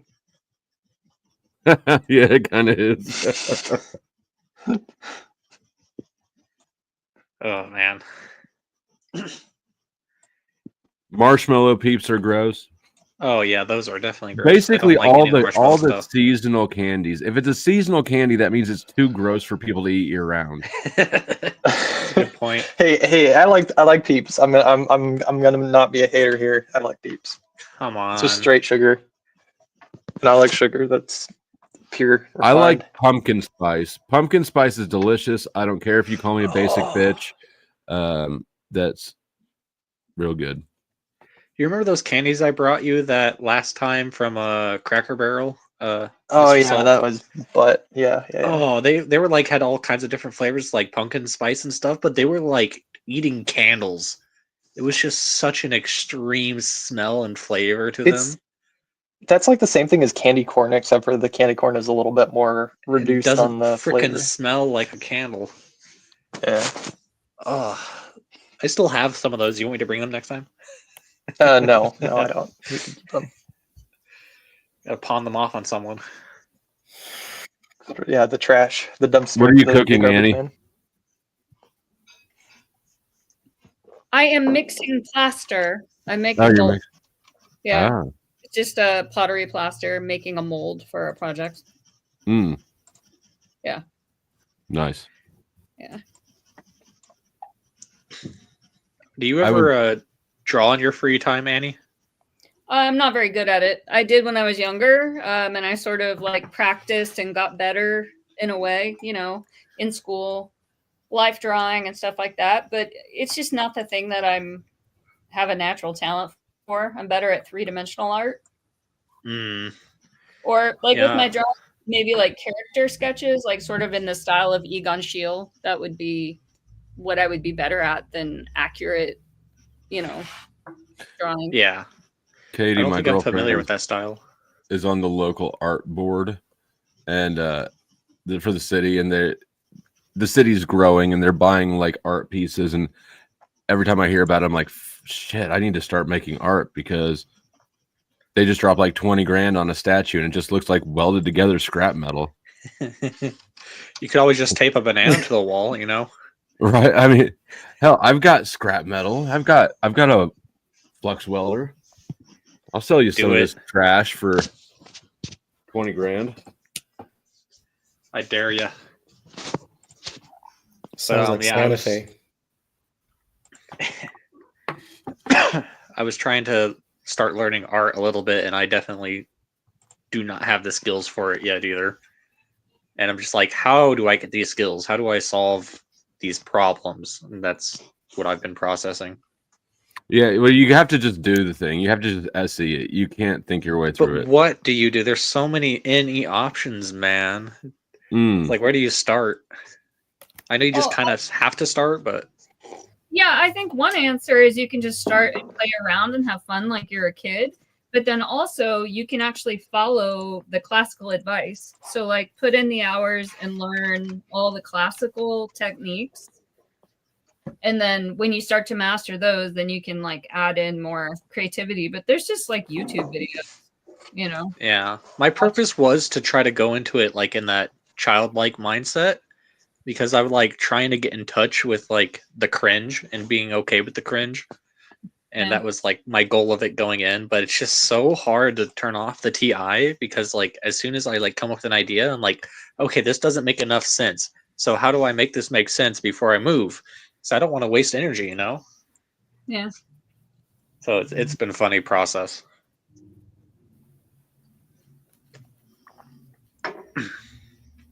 Is Ben around still?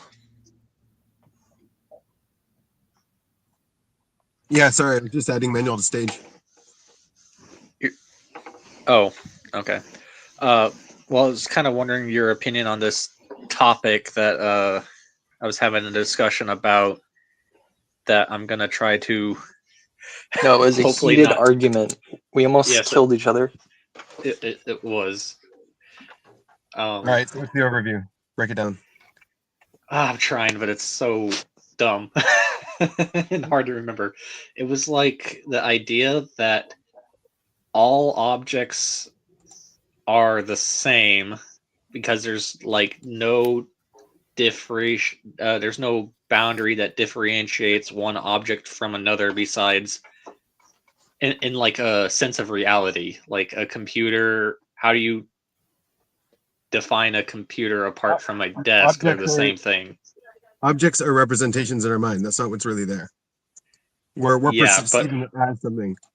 but the are they fact the we're able to same? The They're fact the that we're same able to thing. perceive. What's the same thing? A computer and a desk, there's no boundary between the objects and they're just all the same. They're not all the same. They're organized differently. They have different properties. They have different traits. They give off different things. They're not all the same, but they're. I guess if you go down to the very bottom, everything is the same. Yeah, sure. You can That's get all the way to the very bottom. But what is the sameness, I guess, because that's what I felt the same way about as you were saying to the idea. Yeah. It's just the emergent properties is what gives them differentiation, and the emergent properties is what makes things different. Yeah. But it's like, where does the desk end and the desktop begin, or the computer begin? I mean, in you reality, they're bonded. Like they're solids, and the solids are bonded to each other. All of the atoms. So yeah, I was trying to approach it from like the standpoint of like all things are like made of atoms, I guess. So there's like not really that That's much not of all a things. differentiation from there, but I don't think that was the perspective it was coming from. Yeah. Not all things are atoms. Atoms are just very heavy. They're very present in terms of mass. But there's many more things out there that don't have a lot of mass. And yeah, like in the atom itself, I think 90%, 90 something percent, I don't remember the exact number, 96, 7, is maybe even 99%. It comes from the binding energy. It doesn't come from anything else. It comes from the binding energy of the quarks. That's where the mass comes from. Huh. I am not up on that level of understanding of, I was going to say biology, but that's not the right term. Yeah, physics. Physics. Yeah, I think they get a little bit more representation here. So like the idea is there are properties that emerge from various sets of atoms and molecules and things like that put together, and there's like the binding aspects, but at no point can you make the distinction that like this like if you take an apple, there is no quality of appleness in there. It has certain properties that we kind of predefine and we have patterns that we apply to it, but there is no technical like apple pattern because apples always fall in an inside and out. Apple is an emergent structure. We're assigning apple to that structure. Yes. We're calling it apple. But yeah, it's an emergent structure, and we're naming the emergent structures. That's how we can keep track of them. But on that note, it's like there is no, because apples can kind of fluctuate in and outside of that structure to some degree. Like there's not a precision, a precise saying like this is what an apple is, this is what a computer is. There's always like it's a kind of it's a very playful like pattern game, I guess, if that makes sense. That's how I think it. Still, we're naming the structure. The structure is a computer. Yeah, that's what we're calling a computer. That's what it is. But at the same time, you can also, there's always a way that you can break down the resolution as well, and that computer breaks apart into other pieces and other things as we get deeper and deeper in smaller and smaller in resolution. You need the structure. You need the whole structure to make it a computer. Like that's how the particles are organized, and they all work in a certain way that, like, you call one structure a dog because you know it's different from a cat structure, like the DNA structure. I think part of it's supposed to kind of. Oh, go ahead. Yeah, I was gonna say, so like the conclusion that I was telling him, and we were going back and forth on this, is if you get down to the technicality, there is no object of a computer that technically, like the object of computer doesn't exist. It's something we project onto that set of bindings, that set of atoms, that set of functionality. But there is no.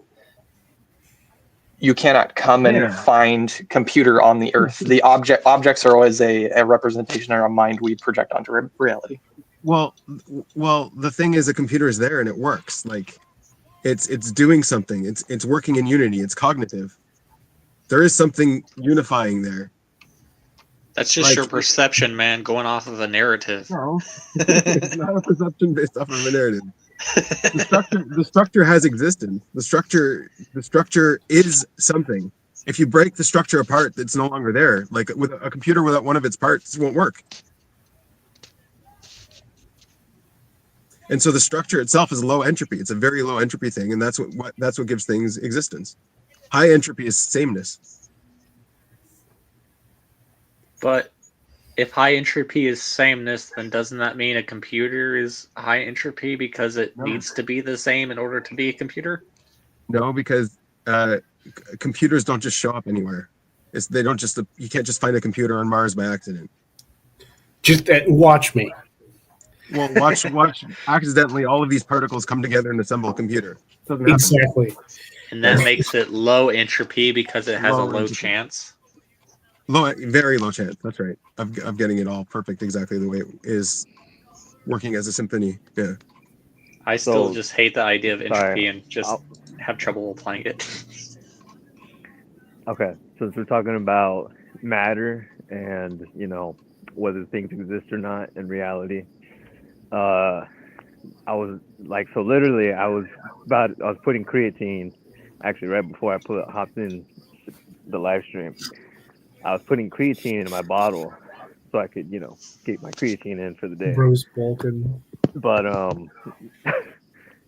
what caught me off guard was like I couldn't find my scooper in the creatine bottle. I was like, what the hell? So then I used the light to look for it. So I kind of like tilted it. And once I tilted it, I could see the light bouncing off my scooper. And I was like, wait, okay, let me think about this. So technically, yes, it existed before I saw it, but it didn't exist because I didn't see it, nor did I know it was there. So anyways, yeah, I don't know.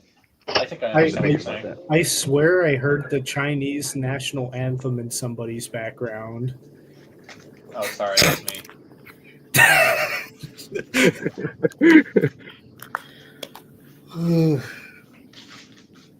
But anyways,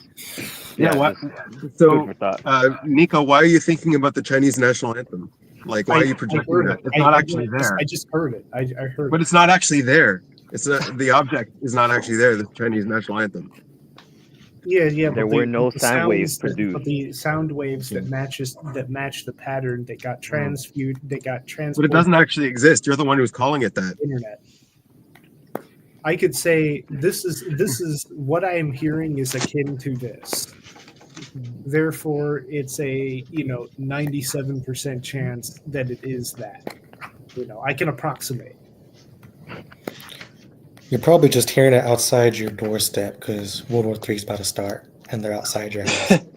Ah, shit! I'm cooked.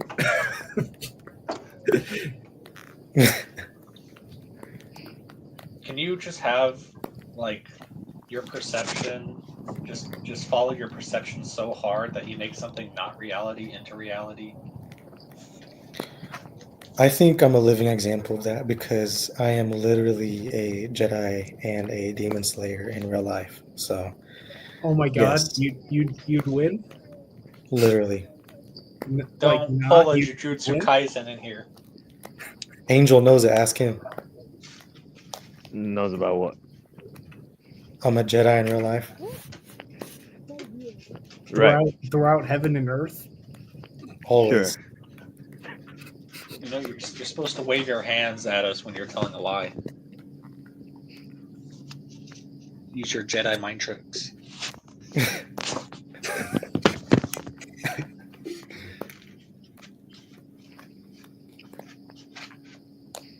I feel like there was some interesting ideas about that though, in like some Eastern stuff where I guess it's kind of Gnostic too, where they kind of talk about bringing stuff into reality through,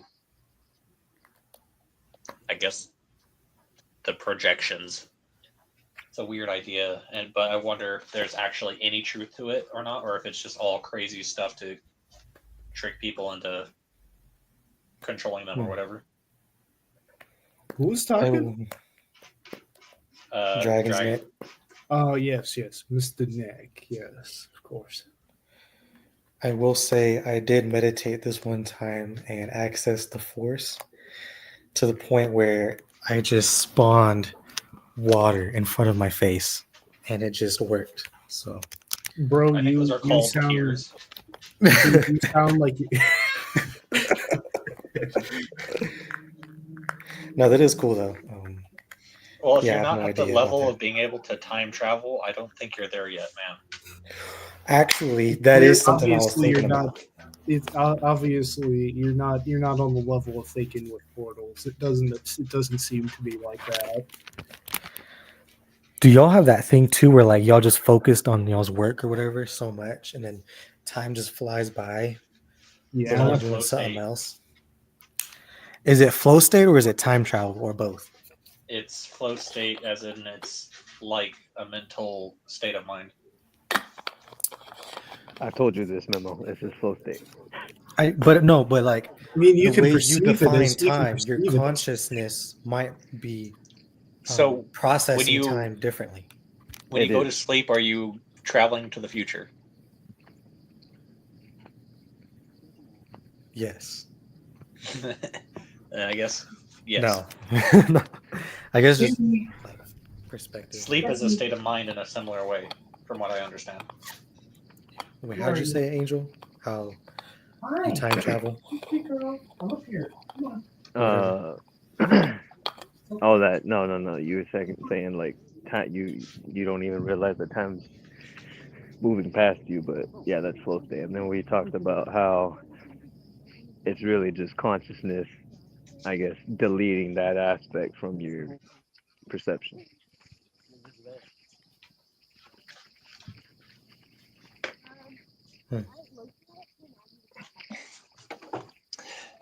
Hey, I like you guys want to? you guys had Chris and Dragon's Neck. That was an interesting set of questions that you guys were discussing. Thank you. Yeah, I actually pulled it from, it was Alex O'Connor talking with unsolicited advice, and I was trying to look through the video and find the source for it because I wanted to bring up the topic they talked about, which was very similar, but I couldn't find it, and I didn't want to re-listen to the 2.5-hour video. Should have me do it.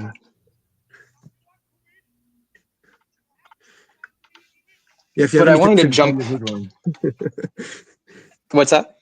If you have any consume you don't want to do, send it his way. Oh, did Yeah, you guys talk I thought I about sent it. you getting a different type yet, Chris? Chris got a different type. Did you guys talk about that?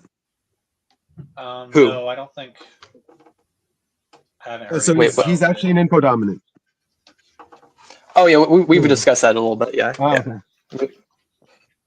Really? So you sleep less or play less? Supposedly play last. Yeah, that's what I actually. Even interestingly, I sent an audio to Dave about Dave Powers about social type, and I gave him a rundown of like what I do in the week, and he said I seem more introverted than him, which was really surprising to me. But for whatever it's worth, it's just another opinion. But yeah. I still feel like it's helpful to break down introversion and extroversion in the sense of like energy versus info, because there's like a difference between like introverted in like a communication sense and introverted in like an energy expenditure sense. I feel like it helps break down the concept of like extroversion and introversion, because we already understand it, that it's more of a spectrum and less black and white. I feel like adding some extra It's not a dimensionality to concept. it helps. It's not a single concept. That's the problem. It's a word, and there's a few concepts to that word. There's like the original Jungian definition of introversion, extroversion, and then it evolved, and Big Five and MBTI pick it apart in a different way. And so Dave and Shen sort of go to like the colloquial way of what introversion is, but there's the also the Jungian version, and I don't Which know. is why it seems yeah. good to add the extra dimensionality to it, because it isn't just like a single thing like you're saying. Yeah, the problem is in our community, we're talking about the functions and we're using Jungian language and Jungian concepts. And then if we try to mix that concept with just the general introversion, extroversion thing, then that's, I don't know. It doesn't work. They're two different concepts.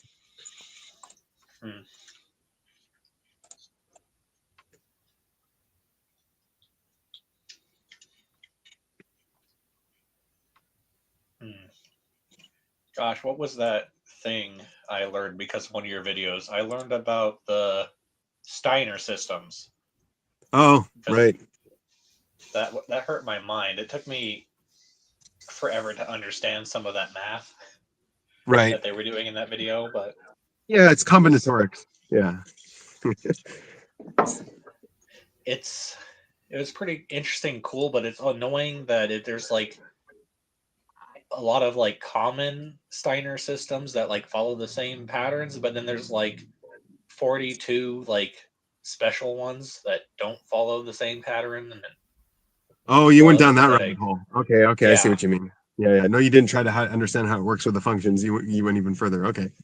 You went I to I didn't know what a systems in general. Steiner Yeah. function was, so I had Right, to right. go deeper in order to relate it back to your stuff. But in order to understand your stuff, I'd probably have to start at like the video 1 of the series and not the video 5 or whatever it was in. Oh, right. Yeah. I was. But basically, all the math is telling you is if you take any three functions at random, you know what the fourth function is in the set. That's what the math is telling you. Doesn't matter what functions. You take any three, you know what the fourth one has to be. I just don't understand why we can't all be intuitive and just skip all this dumb math to get to that conclusion. Yeah, well, I'm telling you the conclusion. Yeah. It's just like, why are we here? And so basically what it does is it tells you that there's 7 dimensions of dichotomies within the Jungian functions is what the I Steiner didn't system tells you. understand the dimensionality aspects that you were referring to, or like if there was a reason why like some parts were like the first dimension, second dimension, like was there an order to the dimensions and did it matter? No, I don't know if it does matter, if it doesn't matter, but if you just look at all of the functions as in general, take any three of them, you know what the fourth one is. And what if you do that for all of the different combinations of 3, you'll see that, okay, yeah, there's 7 dimensions here. It's like these 4 grouping together, that's what you get to. You get 14 different groupings, and 14 different groupings means each grouping has an opposite grouping. And when you see one against its opposite, that's when you see that's a dimension. So if all of the 4 introverted functions versus all of the 4 extroverted functions, that's what you call a dimension of introversion versus extroversion. It was confusing because you said just now like there were 7 dimensions, but I think a part of the video talks about there being like over 20 dimensions when you try to take like all of the combinations of stuff. Yeah, all the combinations, there's 35 different dimensions.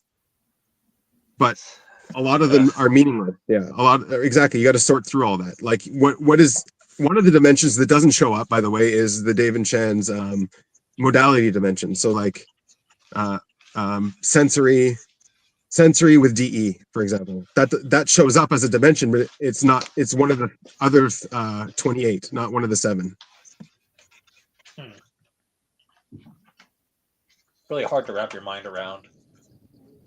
Yeah. So I'm just curious, Benjamin, from your perspective, what are these structures pointing to? Is it to the psyche? Just a way to or analyze. something It's else? what's missing. It's like if you have like numbers 1, 2, 3, and 5. Like what's missing? Oh, it's 4. 4, right? Well, I get that, but I'm saying like, what's the bigger First of all, NI? what are we talking about here? We're talking about introverted is extroverted, but what other dimensions are there, right? There's the internalizing, externalizing dimension. We know that there's the explicit, implicit dimension. We know that there's the experience versus intellect. We know that there's the dimension that go with all the quadras, which we're calling structure, the way we structure the information. So the quadras actually show up there. Are you trying to ask what the bigger picture is and like why are we doing this? It's just a way to analyze the functions. Like, okay, what are you doing here for so long in this silly community? Like, you're trying to understand the functions. Okay, well, if you really want to understand them, do a combinatorial analysis on it. Yeah, and reveal what are the underlying structures beneath the functions. So, like, if you really want to understand this stuff, it's not very complicated. It actually makes it so much more simple.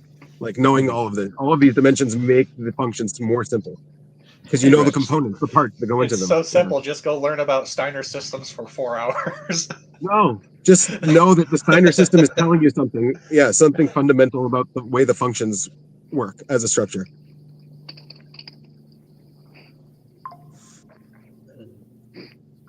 It's good stuff. I feel like we were going to talk about something different, and then I drove the conversation in that direction. Yeah, no, it's cool, man. It's all good. It was a good conversation. Yeah, good channel change. Yeah. What were we going to go to next, though? I want to get back to that. Chris was talking about something. I was just going to drag us down a consume rabbit hole, but we were also talking about my type rework or whatever is kind of what started this. Oh yeah, I did want to say that pretty much when I don't want to consume something, I actually send him stuff to consume for me more than he ever sends stuff for me to consume for him. It's kind of funny. How that works? I didn't even realize that's what was going on. I've pretty much explicitly said that, like that one Tekken video about Jen, and then you like told me what was in there. I'm like, oh okay, I'm not gonna watch this now, thanks. Oh yeah. Well, I already got to that before you did, though. Oh. You didn't send it to me. I already got to it. Come on.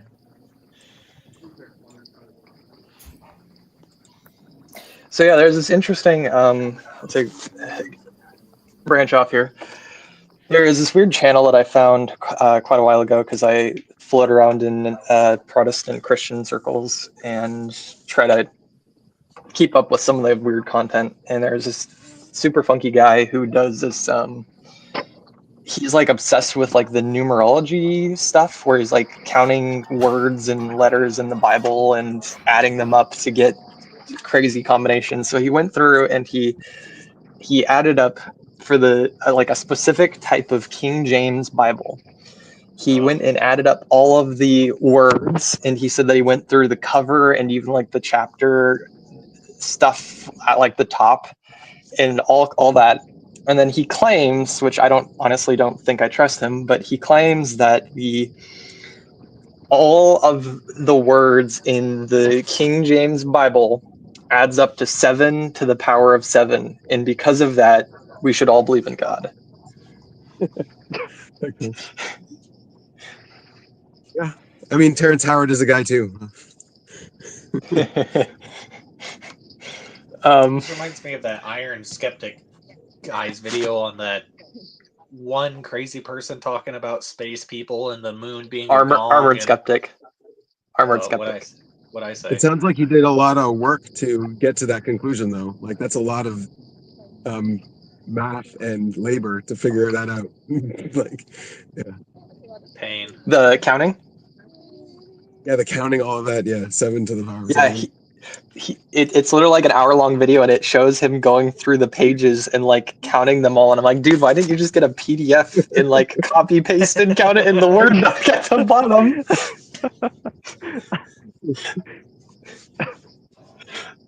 Yeah, crazy. Apparently, him and his wife went through and counted it together, and they were like doing some kind of a weird like clicker system, and they like put dots next to the words, and then they would like reference the count according to some research to make sure they were on count. And I don't know, he did it in some really weird way that sounds pretty stupid. But it also it made me go down this rabbit hole of the I don't know if I'm using the right term. I think it's numerology, but I'm not sure. But there is some like Russian guy in the early 1900s who converted to Christianity because he started counting the numbers in the Bible and finding number patterns of some kind. And it seems, I'm curious if anybody has any info on this, because it seems to me like you can always yeah, I demand a recount too. It seems to me that these people are just going through and they're saying like, okay, there's 21 words in this verse, and if you take 21, you can divide it by 7, and then you get 3 sets of 7, Yeah, and that's not how 7. the Like numerology but you works. can. That's But not how you can just. numerology works. It's not how. No, that's not how numerology works. This guy did Okay. it for yeah. So there is a tradition. There's a Jewish tradition, so it's not like out of the blue that they're doing it. That every letter has a value, and then you can add up words. You can actually know what, and kind of like that's what AI is doing too. Like AI is Yeah. converting words into numbers. So that's The basically weighting. all it is, right? It's converting the word into a number, but sometimes words have the same number. And when they have the same number and the same value, then you're like, okay, is this significant? That's what you're looking at. And most of the time it's not, but every so often it is. And so what you do is you use those times where it's Yes. actually significant, and you create a mnemonic. And you're like, okay, so here's a mnemonic. It's a way to remember that these two are related. So Help with that's memory. the interesting. This is why I wanted to bring this up here, because I figured you would have some information on this. So I'm aware that there is some of that numerology going on in the Jewish tradition. Now, there's several problems with the way he's going about it, because it seems like he's just counting random words, random like letters, and then he's essentially just always adding them together, because you can essentially get to any number if you do enough multiplication, timesing, subtracting of the like within the letters themselves. You can always get to different numbers, and you can always get to 7. Like me and my wife were joking about it, and we were sitting there just like the whole day from that point forward, just making jokes and getting to 7 off of like anything we talked about or anything we said. Yeah, because you can do it with anything. Right, pretty much. And the confusing part to me is these like hardcore, hyper conservative King James only Bible. That's a thing. If anybody doesn't know, there's people that think that the King James Bible is the perfect inspired word of God, which makes no sense to me, because I'm like, that translation comes from Hebrew and from Greek. You got to go to the original language if you want to make that claim. But anyway, it's a long story. I'll tell you. But that's the most. Problem.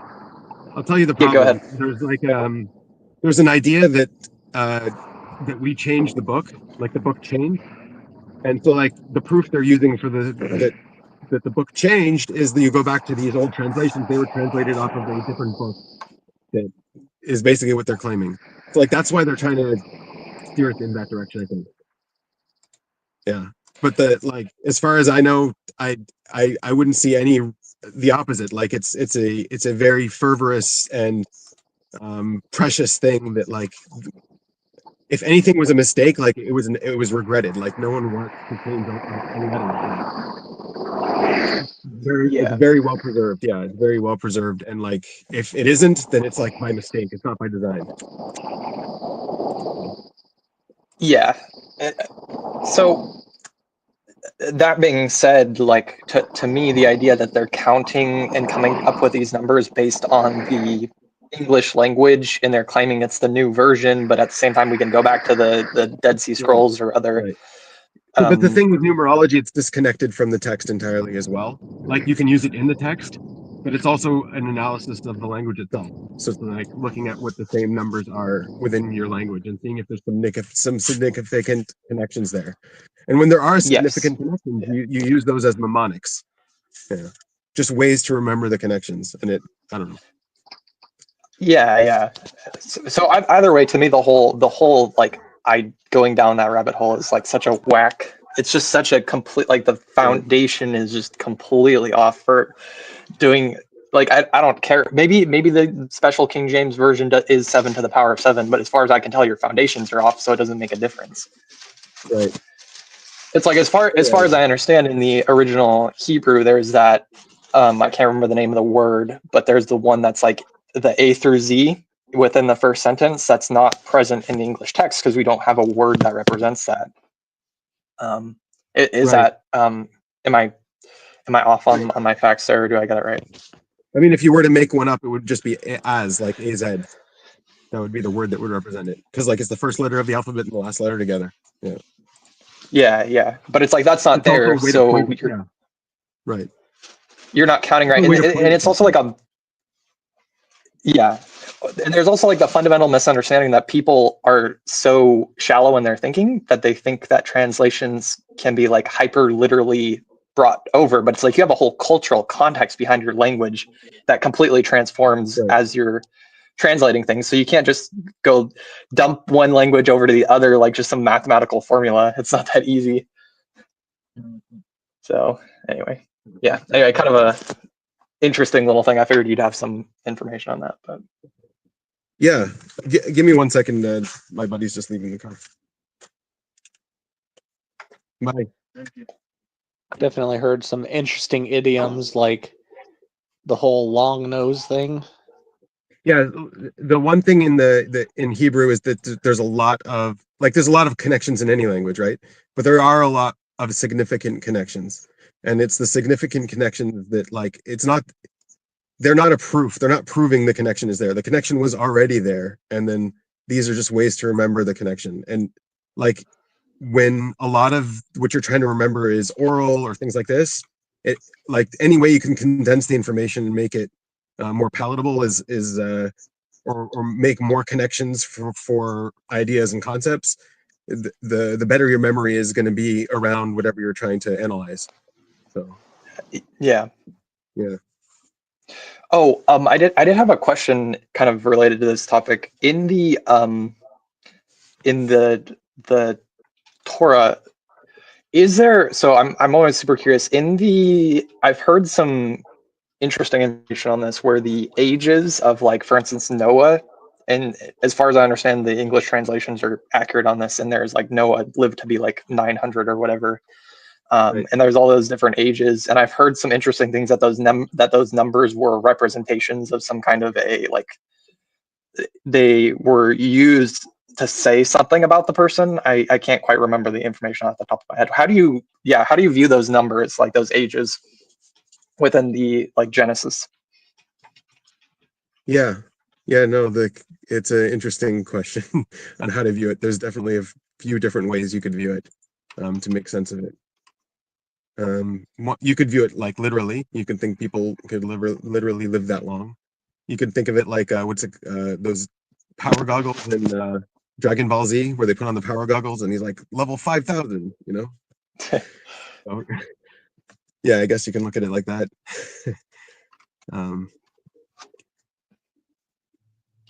I suppose, do you have any compelling opinion on it as far as what you think, or it's just kind of interesting fact? Yeah, years are supposed to signify accomplishments. Like anytime the lifetime is given of someone, it's in summation of their life. Like they lived this many years. These are the years they lived. Like it's in that kind of language. Like because like I guess you could be like, okay, you didn't actually live. Like some years you don't actually live them. If you're not actually fulfilling something, if you're not actually embodying something, like if you look back on your year, you're saying Thanksgiving. What are you thankful for this past year? Did you live this year? Is this one of the years of your life? Was it 1 year? Was it 10 years? That kind of thing. Yeah. So yeah, you can look at it like that too. Yeah, I'm not remembering. I could send you the video if you're interested. But there was some, I believe there were some records in there was some kind of a culture nearby, presumed to be within that time period, where there was a similar thing going on with there was a dating for a specific like king or something of that nature, and it had a similar kind of way that the story was written for that culture that was nearby, where the king was given kind of an interesting age that seemed to signify something. But yeah, there's also so that was the ages are also something that's also discussed in the Kabbalah a lot, and they relate those numbers to souls and the accounting of people's souls. So like for example, they say like Adam didn't live to be 1,000. Why? Why did he not live to be 1,000? His number could have been 1,000. He was 70 short, right? So Yeah. where did the 70 go? Right. And then they're like, okay, well, King David lived 70 years, so probably went to King David. Like that kind of thing. So like there's that kind of accounting going on. yeah, that makes sense.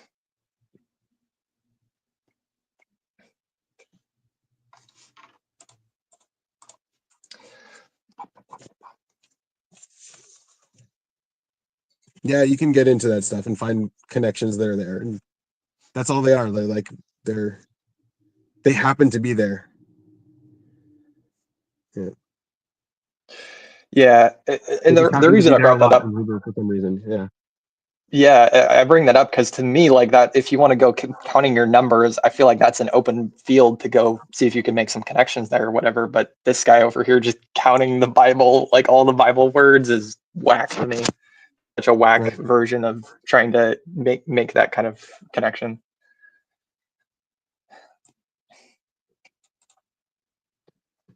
Yeah, I mean, did it bring him joy?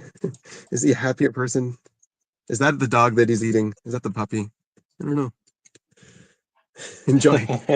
Yeah. That's what brings you joy in life, I mean, and you yeah. prove it. Yeah.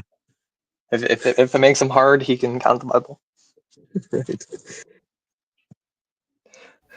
Relatable. I'm just kidding. Do you go Memo? Do you go and count the Bible in your spare time? You count the words? Oh man, like in my sleep, I memorize the texts, and when I sleep, I just have dreams of just counting them. Hey, no, you could go layer deeper, and you could count like the character number, all the letters. You know. Mm-hmm. I wonder if Mormons do that too, or like the Quran or whatever, and all that.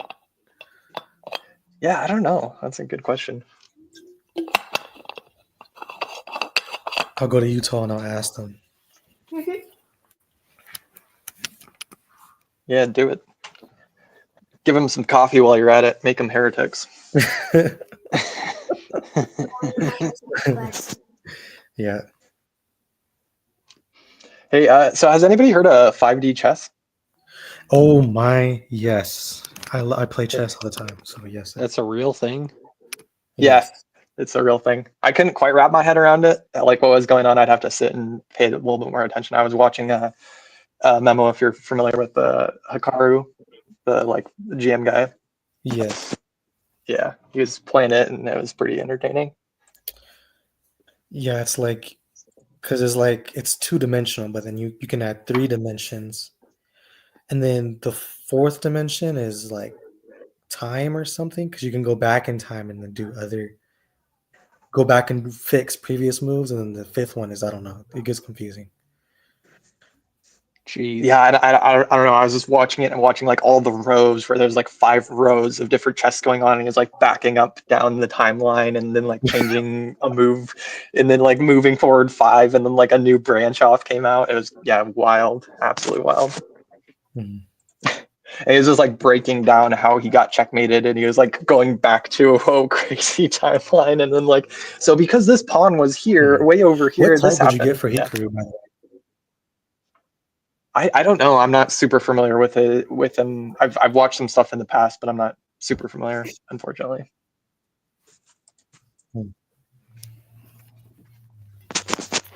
I think he's like a number How about for 2 you? any head. There's like Yeah, ENTP maybe. Number 2. I don't know. Yeah, I've never actually played. I just watch Hikaru all the time. Yeah, I don't know why. I just go and I occasionally like stop into the chess kind of community and catch up on some of the videos of like him and there are those 2 sisters. I can't remember their name, and some of those other people. The Botez sisters. Yeah. Yeah, the younger one's freaky. Why do you say that? Just because what they do. Oh, yeah, they got yeah. the world championship going on right now, though. Oh, interesting. Ding Liren and this kid named Gukesh from India.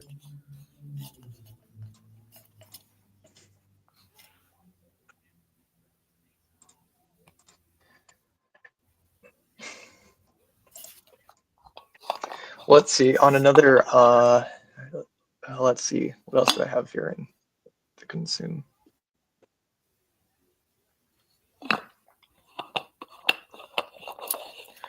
Oh, so did y'all type Pedro Pascal correctly or not? I don't think I participated in it. Yeah, I hopped on and I was just trying to pay attention to the info versus energy coin. That's a little bit of my obsession right now. So I didn't really make any kind of guesses. I was just trying to pay attention to like what he was on about and try to just kind of get a feel for whatever that coin ended up being revealed to be. So yeah. Yeah, I What couldn't about you? follow along. I tried to watch the video, but I just can't. Especially after Ben pointed it out with the Heath Ledger class, like the typing flow that they have to type people. I couldn't follow, but I thought he was an INTJ after watching The Mandalorian, but I never watched his actual videos. But yeah, I still can't tell the difference between NE and NI. Oh, really? Yeah, I'm kind of bad at typing as well, but yeah. Yeah, I don't think I've ever got a type fully correct. I'm usually like 2 to 3 coins off, I think, when I was doing it a long time ago. Yeah, I was gonna say you have those on your channel. That's right. I forgot about that. Oh yeah, I did too. What channel? There's the channel.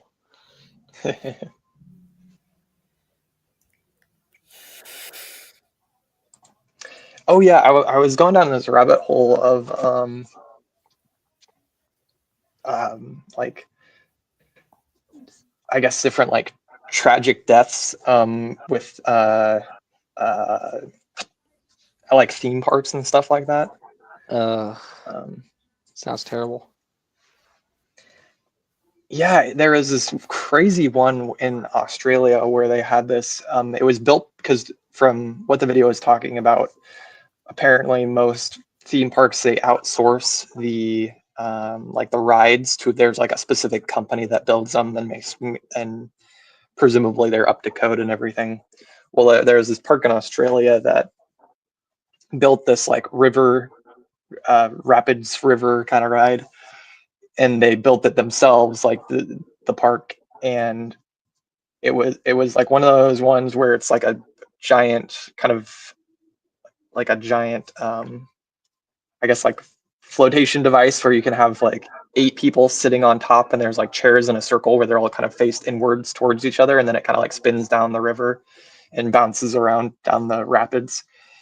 and I think it was near the end or near the beginning. I couldn't quite pick up where it was, but there is this part where the raft gets on top of a like conveyor belt type of a thing, a giant like conveyor belt mechanism that pulls it up and then drops it down to like for momentum, I assume. It also seemed like it was at the end based on which, so I didn't quite understand what the mechanism was there for. But so on one particular day, according to the video, there were 2 water pumps that kept it filled up. Well, one of them went out and nobody knew. So the water level lowered and one of the rafts didn't go back in, or like it didn't, I guess, go back into the position that it was supposed to be in. So it's like still stuck on the river track and nobody noticed. So it was like huge amounts of negligence on their part. And as this family, there's like 2 families on, and then there's one with 2 kids, and then there's their parents, and then there's I think a couple. They might have had kids too. And as they go up the conveyor belt thing, which has just totally exposed, which is wild to me. The whole like mechanism, gears, and everything was just exposed underneath. So if you fall off this raft, you're just like, yeah.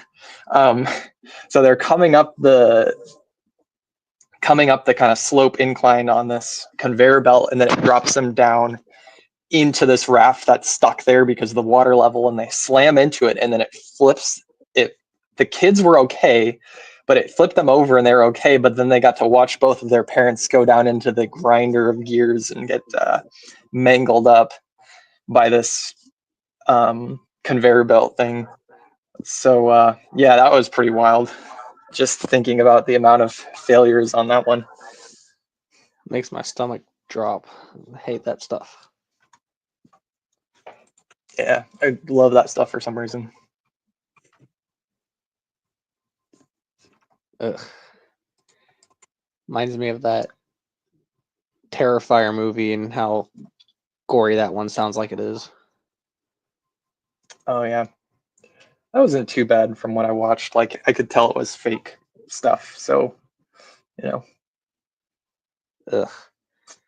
I remember hearing about one ride in the US somewhere, I think, where there was like one decapitation from like a slide or something.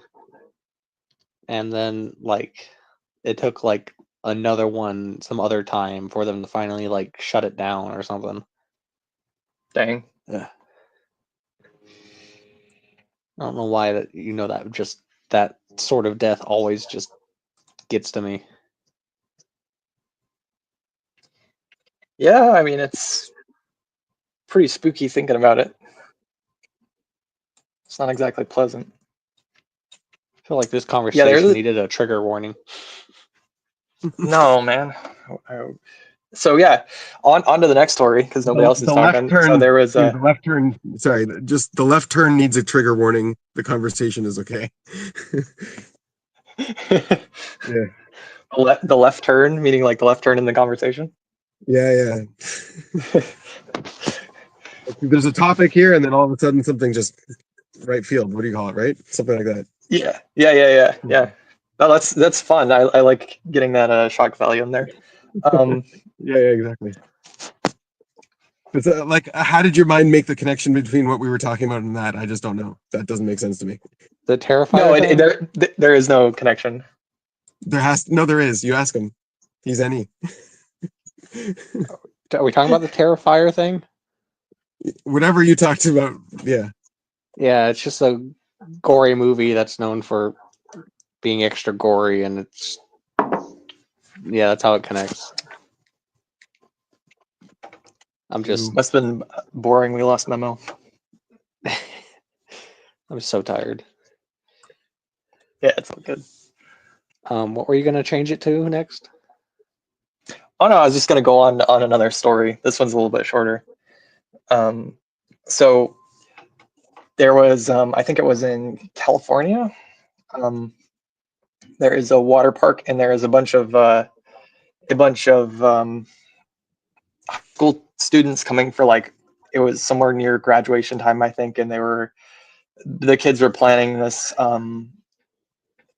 whole big like event thing where they're all going to go down this really tall slide together and like hold hands. And apparently like the last graduating class that's what it was graduation was coming up. The last graduating class had talked about how they had done it and how great it was, and so they were going to up the count. So all the kids started hopping onto the slide, and the lifeguard was sitting there trying to stop them, but it was like a swarm of like 40 kids or so. Or I guess technically they weren't kids. I think they were in college. But so they're all hopping on the slide and they're stopping themselves like right on the entrance. And this is like it was like 30 feet up, or I'm trying to think of the measurements, how high that would be. It was not a good height. We'll put it that way. So they all hop on the slide and they're all just getting crammed on the very beginning. And then the slide eventually, it wasn't meant to carry that weight. It's only supposed to be one person at a time. So it's carrying 30 people on that one point, and so then it ends up, as they're all sitting there, it breaks through, and they all end up. There's actually a video of it. You can just see them all. It's not super detailed. It's like a kind of a grainy, far distant camera, but you can watch them all just go tumbling down. And so then they just all fell into like a heap, and I guess there was a girl on the bottom that hit her head on like one of the supporting pillars as she fell down. And then I think she got her like lungs crushed by somebody else, and so then she ended up passing away from it. So they all got to graduate in like wheelchairs and crutches and all of that, and also go to her funeral. So yeah, it was quite the tragic scenario. Now the interesting part about that one to me is the parents apparently some of the parents immediately went to the park to try and sue them for it, which is just crazy to me, given the context. But they just immediately went to that, and they didn't end up getting anything from the park. They weren't sued because it was obviously the precautions were in place. The slide was up to code. The lifeguard obviously tried to stop them. It's a very human response, and I saw it with people, especially around death, around things that go wrong. You have to blame something. You have to find the source, because otherwise you're afraid it'll come back. And it makes sense. You want to find what the source is. So okay, let's sue them, and then that's the source of the problem. They'll make better precautions, I guess. And it's just like, it's healthy. That's a healthy way to go about being in society. But we're all just ants in our ant colony. Yep. Exactly. Yeah, and that was the most interesting part to me about that story, was just the response at the end that like really stuck out to me, of just like, man, that's so human, that moment. Yeah. But apparently the park gave, which I think it would be stupid not to, but they gave like $7 million away or something to the different families. So yeah, no, it's definitely a tragedy, and it's pretty obvious you don't put that much weight on the slides. yeah, I'm just sitting there thinking, like, once all the teens got on, I'm sure they could feel it shifting, and I would have been like, if I was at the bottom of the group holding on, I would have been like, oh, I'm noping out of here. But I guess it must not have bent and it just snapped or whatever. Who knows? Yeah. Gross. Yeah, there's another video I was listening to yesterday. I'm not going to give details on, but there was this obsessed, like it sounds like he was a super like introverted guy just living in his apartment alone, like really ruminating on these thoughts of this celebrity Bjork. I guess she was in like the mid 90s. She was a singer, I think. It was like obsessing over her, and he did some pretty crazy stuff, and then eventually killed himself. But still around, isn't he? Bjork's still around, I think. Is she? Oh, okay. Let me look her up. The Cure even just dropped an album. Yeah. A while ago now, 2 months, I think. Oh yeah, interesting. Oh yeah, then he also tried to send her a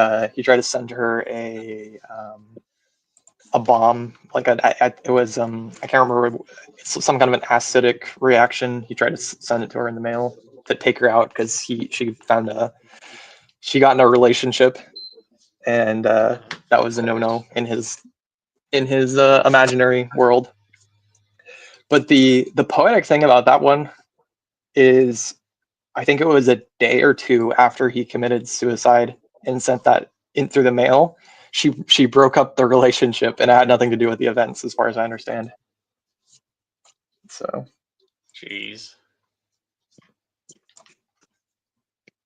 Crazy Yeah. people, man.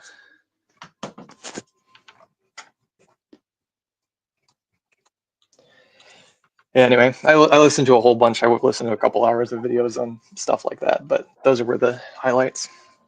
Did you ever look into that one like documentary called like "Don't F with Cats"? Documentary? It was some Saw kind of that documentary or somewhere. I show. didn't watch it. I saw it advertised to me. I didn't click on it. I don't remember where, but I think it was on Netflix. It's like talking about a guy who was like making terrible videos involving cats and a bunch of other disturbing stuff I heard about. It came out like a couple years ago, I think. I had a coworker that was telling me about it. So it was like maiming them or torturing them or something? I think so, in like a bunch of crazy ways, and then he was uploading those videos to the internet and stuff like that. Yeah. It's like, don't understand how these people function. Yeah, that's something real twisted, that's for sure. I got another any to jump to with that, where apparently Chris Chan, if you everyone's familiar with him, apparently he's gonna have a kid. Oh, I don't how know did who that is. happen? And who's Chris? What? Can we look up who's Chris? I have no idea who that is. What is he doing? Chris Chan is the most documented person in human Oh, is history. he the guy who sold himself to the internet? Something like that. He what? He's the one who sold himself to the internet? I don't know about that one, but he's just like, he made Sonic Chew, and he's got like a bunch of, I guess you'd just say, mental disorders or something, and he's just kind of like a crazy individual that people have like observed and harassed and stuff. But apparently some girl wanted to date him, and I guess he went to go see her, and yeah, he's actually having a kid. I thought he went to prison because he screwed his mom. I don't know if that was actually proven or not, but I don't think he was there very long, and he got out. Okay. Yeah, That's it's weird stuff. That's a weird, reason to get in prison. Yeah, if you heard anything else about Chris Chan, it'd be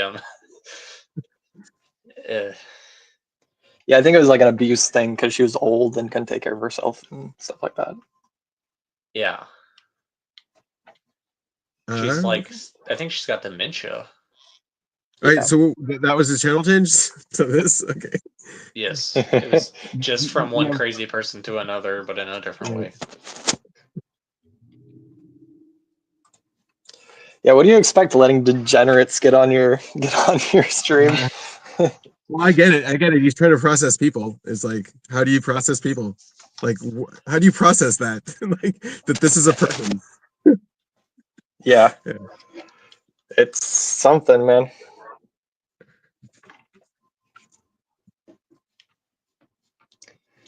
Yeah, sometime if because right now I'm at work, but on one of these future streams, I want to show this video.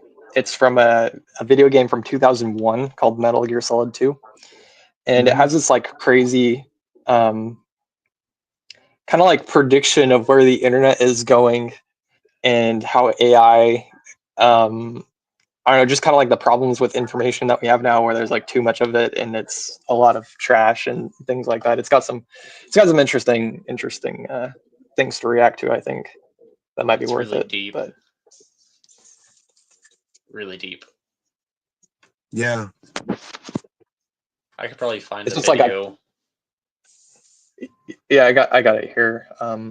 But it's especially interesting. It's just like a conversation between two character, or like an AI and a character in the game, and they're just like talking for like a couple minutes about this weird problem Moral that quandary. wasn't it.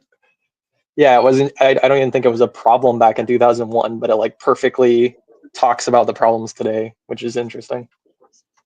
I think part of it was like how people like don't put in the work and don't know any better. So like having the AI make decisions that help people with their flawed perceptions is like beneficial. I think that was part of it. Yeah, probably. Well, anyway, what have you been up to, Ben? Well, Benjamin, you last talked to me when I just got here to the base, and I'm still here because apparently you guys have Thanksgiving. So it looks like the next time we talk, I'm gonna be back at the base too. So. Oh, dang. Yeah. Yeah, What's going on with that? I know. Exploring options about what I'm gonna do next. Yeah, you mentioned something about like your car, not having your car or something like that. Oh yeah, with my work. Yeah. So now my work is like, oh, we got an idea. Why don't we just give you the car when you're working during the weeks that you're working? Like that's what I was asking for from the beginning, and I bought a car. So yeah, no, you're gonna work from home now. Yeah. Yeah, anything they have interesting? They have customers complaining now that they're not getting the reports. I'm like, I'm not signing your reports. Like, I'm not driving there. Nope. Yeah. Find another physicist. Yeah, enjoy. Yeah, I'm sure they're just everywhere, dime a dozen. Right. Well, also one that knows what the report's about and can sign their name to it. You know. Yeah. Right. Interesting. Any interesting new information in your world that you've been looking into or been interested in lately? I've just been, I don't know, hanging out with people here, experiencing what it's like to be in this moment of existence, I guess. Yeah. Yeah.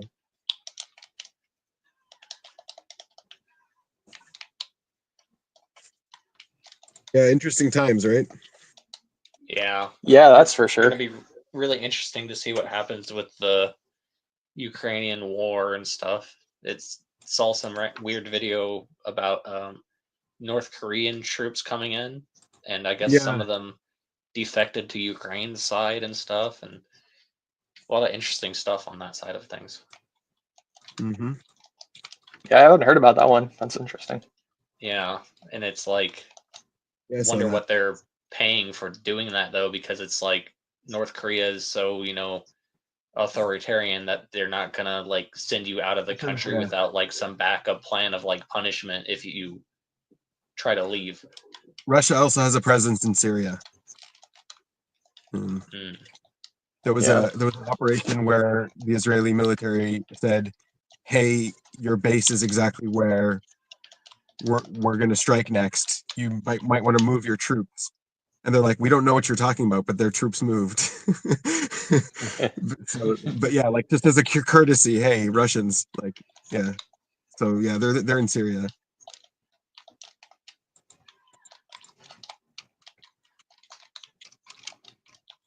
Yeah, I don't know. I don't think Putin. What Dave did on the thing back in the day, I think he was pretty spot on. Like Putin has been saying the same thing for years. That's usually what happens, building the narrative for years. So it's very obvious what his narrative is. It's not very hard to figure out or put yourself in his mindset. It's wrong. Like he's backwards and wrong, but he still has that mindset. So Dang. Is his mindset what you're referring to? Part of the idea that Ukraine should be part of Russia? Is that what you mean, or something else? well, there is that, but then there's also like the fact that he didn't want NATO on his borders. Like part of the deal with him getting rid of the stuff in like not him specifically, but Russia going out of Cuba and that whole thing was that the U.S. wouldn't go into Ukraine. Like that's kind of the deal, right? And so there was that Cuban Missile Crisis back in the day, and like that was the Cold War that was maybe boiling over and something happening, and then it didn't happen. So part of that deal is yeah, don't put anything too close to our borders. Yeah. So like in that he's kind of right. Like America fucked up. Yeah, for sure. I mean, on the other hand, like there's the progressive side of things. It's just like Ukraine can do what they want. Like they're a sovereign country. If they want to be part of NATO. Yeah. Give me a second. Someone's knocking on my window. Spooky. Hank, what's up? Yep. Couldn't get here early because I was too tired from my work week. This is my weekend starting. Oh, it's starting that you get Yeah, Wednesday off? Yeah, Nice. Wednesday and Thursday off, but normally.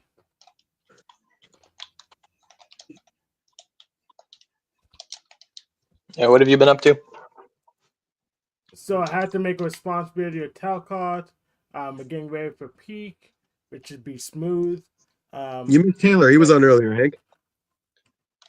Yeah, I know. Dave was on earlier. I wasn't on earlier, so I know you missed him. I said. Yeah. So she was on the other foot. That's what happened the time I was here, but you didn't know I was here. Oh, So you got your payback. my payback. Okay. I don't know what I got payback for, but I'm sure I deserve it. Of course. Oh, Yeah. Hank, I wanted to mention. I was surprised. Last week, I don't know if we were on at the same time or what. Or maybe that was Yeah, we were. Yeah, I think that was when I low key threatened you, which wasn't intentional. But anyway, apologies for that. But no. That's fine.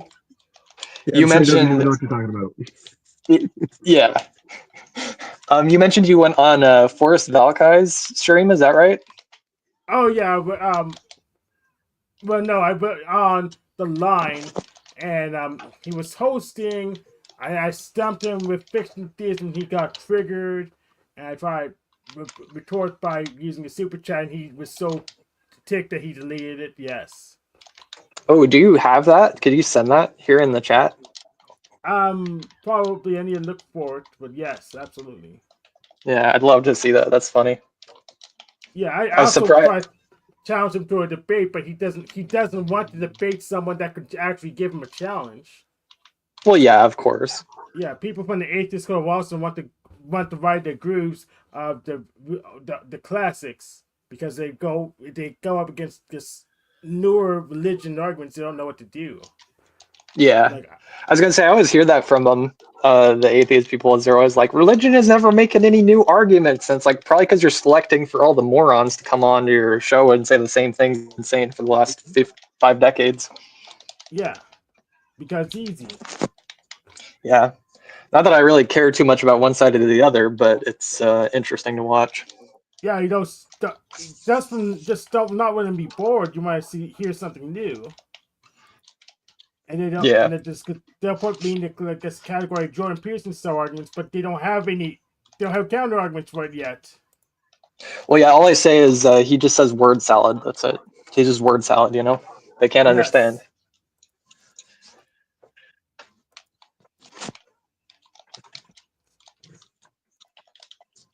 Another cat. But absolutely, I can get it. I don't know if Dave's still around, but my battery's about to run out. And you guys can keep talking. I'll have to go plug it in and then reconnect. Okay, that's fine. Yeah.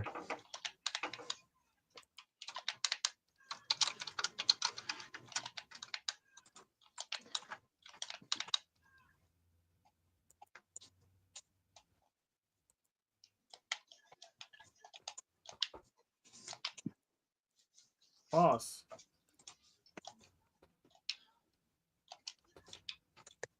Yeah, I wanted to talk to Reggie. He bounced too. See what he was up with him. Sorry, I missed you, buddy. He probably said what he was up to. Just And go Sadet back too, after yeah. you plug your But phone in. it's been a while since Sadet was on too, so yeah.